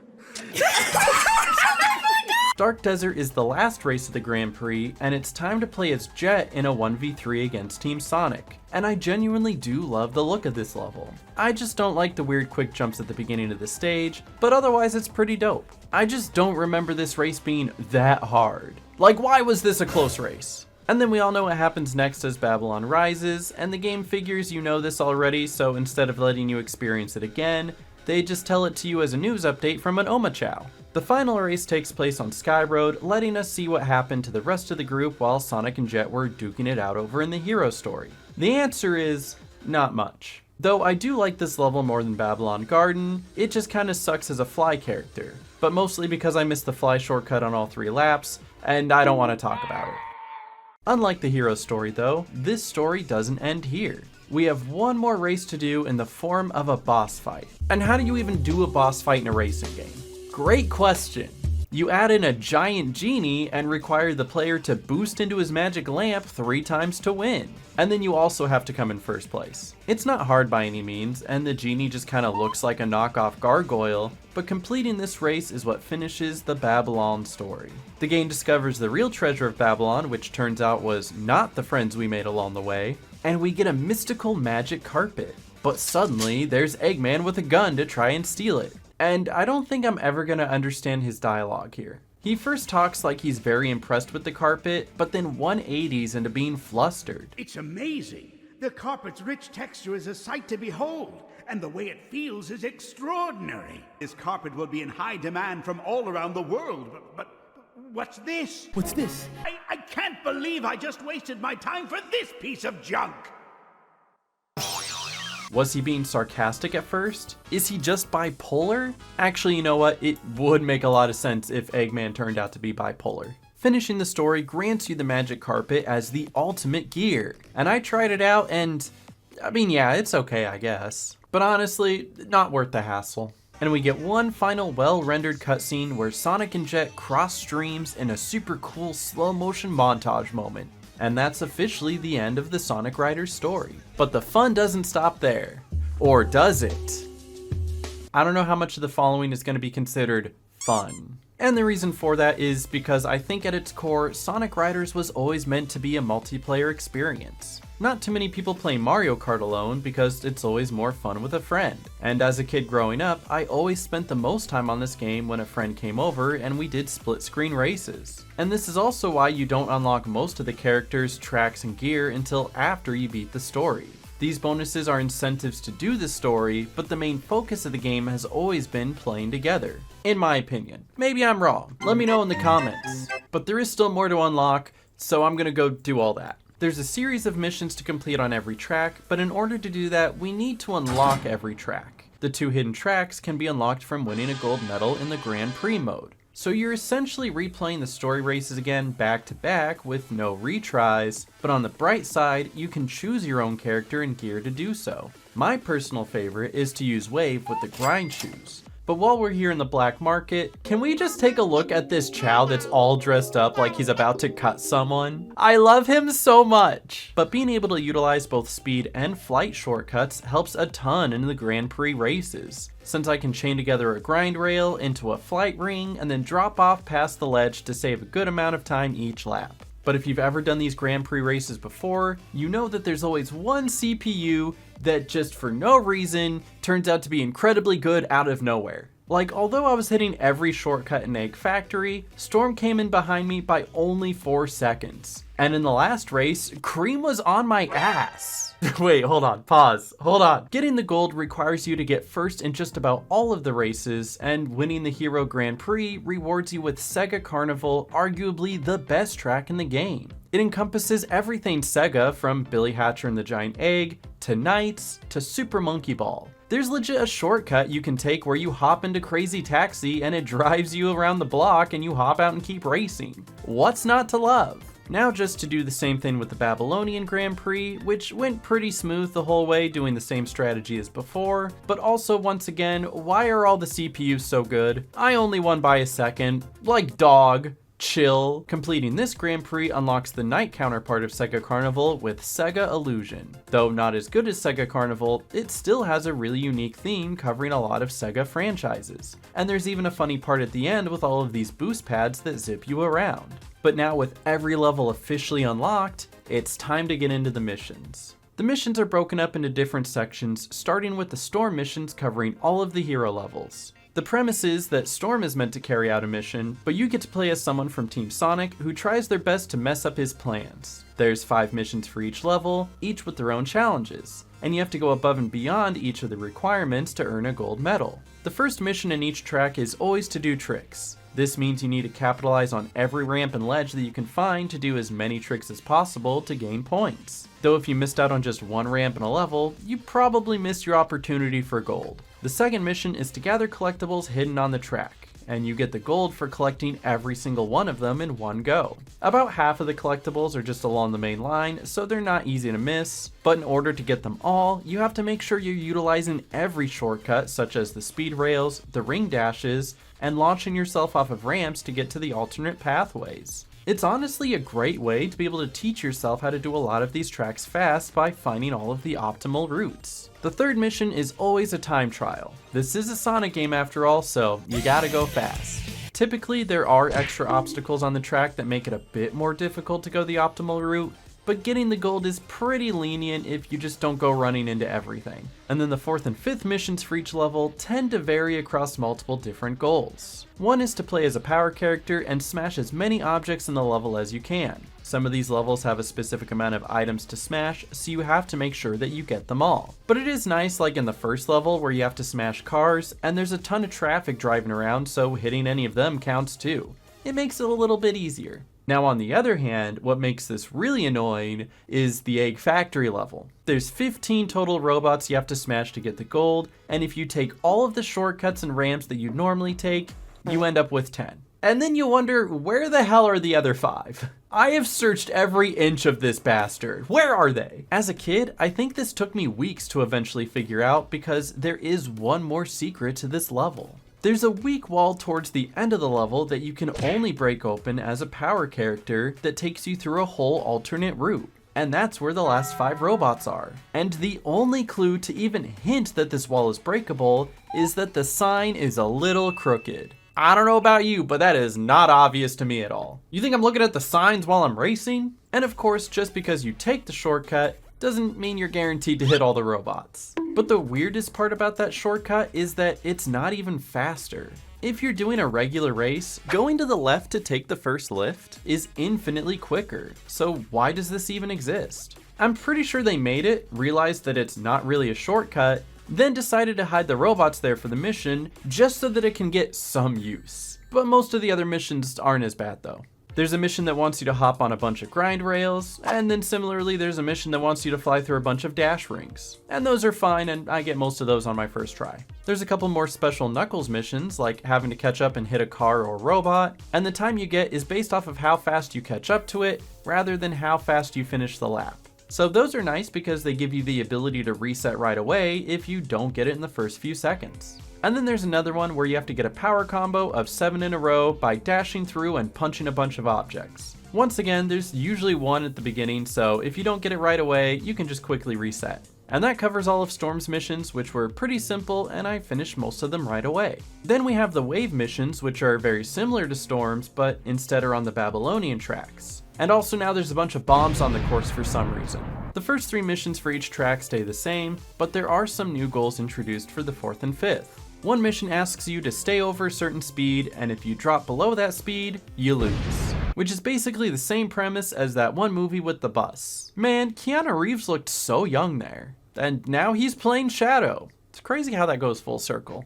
Another mission has you start with a very little amount of air, and you need to navigate your way to the end, trying to fill back up your air tank as much as possible by collecting air capsules and doing tricks. There's another mission that's a bit easier where all you have to do is collect as many rings as possible before reaching the end, and that one isn't so bad either. And the last new mission is a 1v1 fight where you have to hit Wave at least once and then finish the race. But if you want to get the gold medal, you have to hit her 3 times. So I do this by staying back at the beginning of the race, hitting her, waiting until she passes me, hitting her again, waiting until she passes me again, and hitting her again. But I'd like to point out that some of the funniest and ironically easiest missions come from the Babylon Guardian track, because when you do the missions, they just take the whole boss out of the level. So now it's literally the most bland oval track you've ever seen in your life. I think out of all of these, the one mission that gave me any real trouble was the collectibles on SEGA Illusion, because one of them is in the middle of the dash pad maze,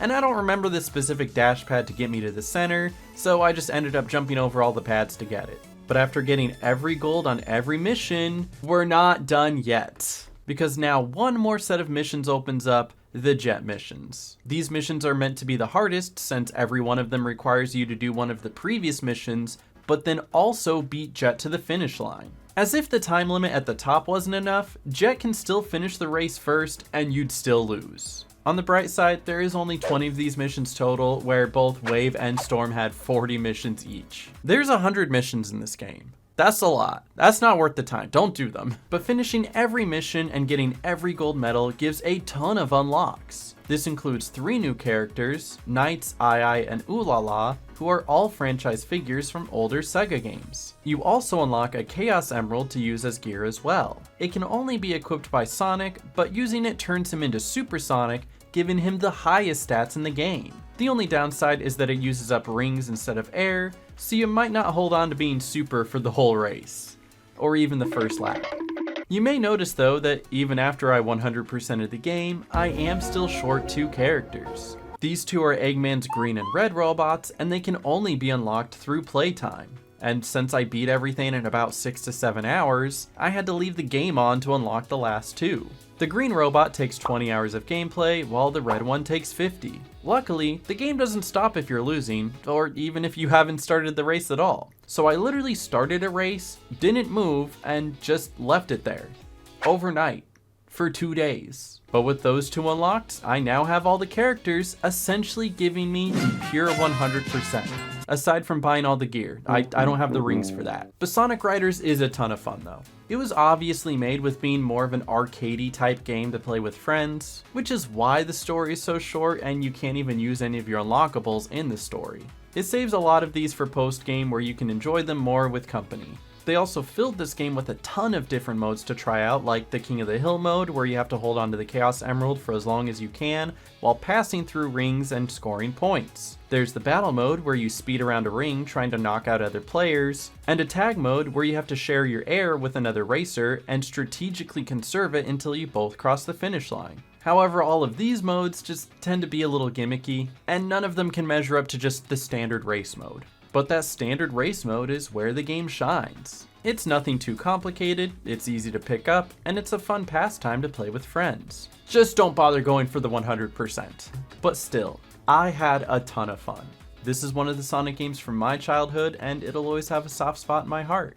And also, you can play as Shadow using a motorbike. The meme lives on! But that's about it. Let me know if you guys had any memories of this game. And I guess that's the last Sonic game from the GameCube era.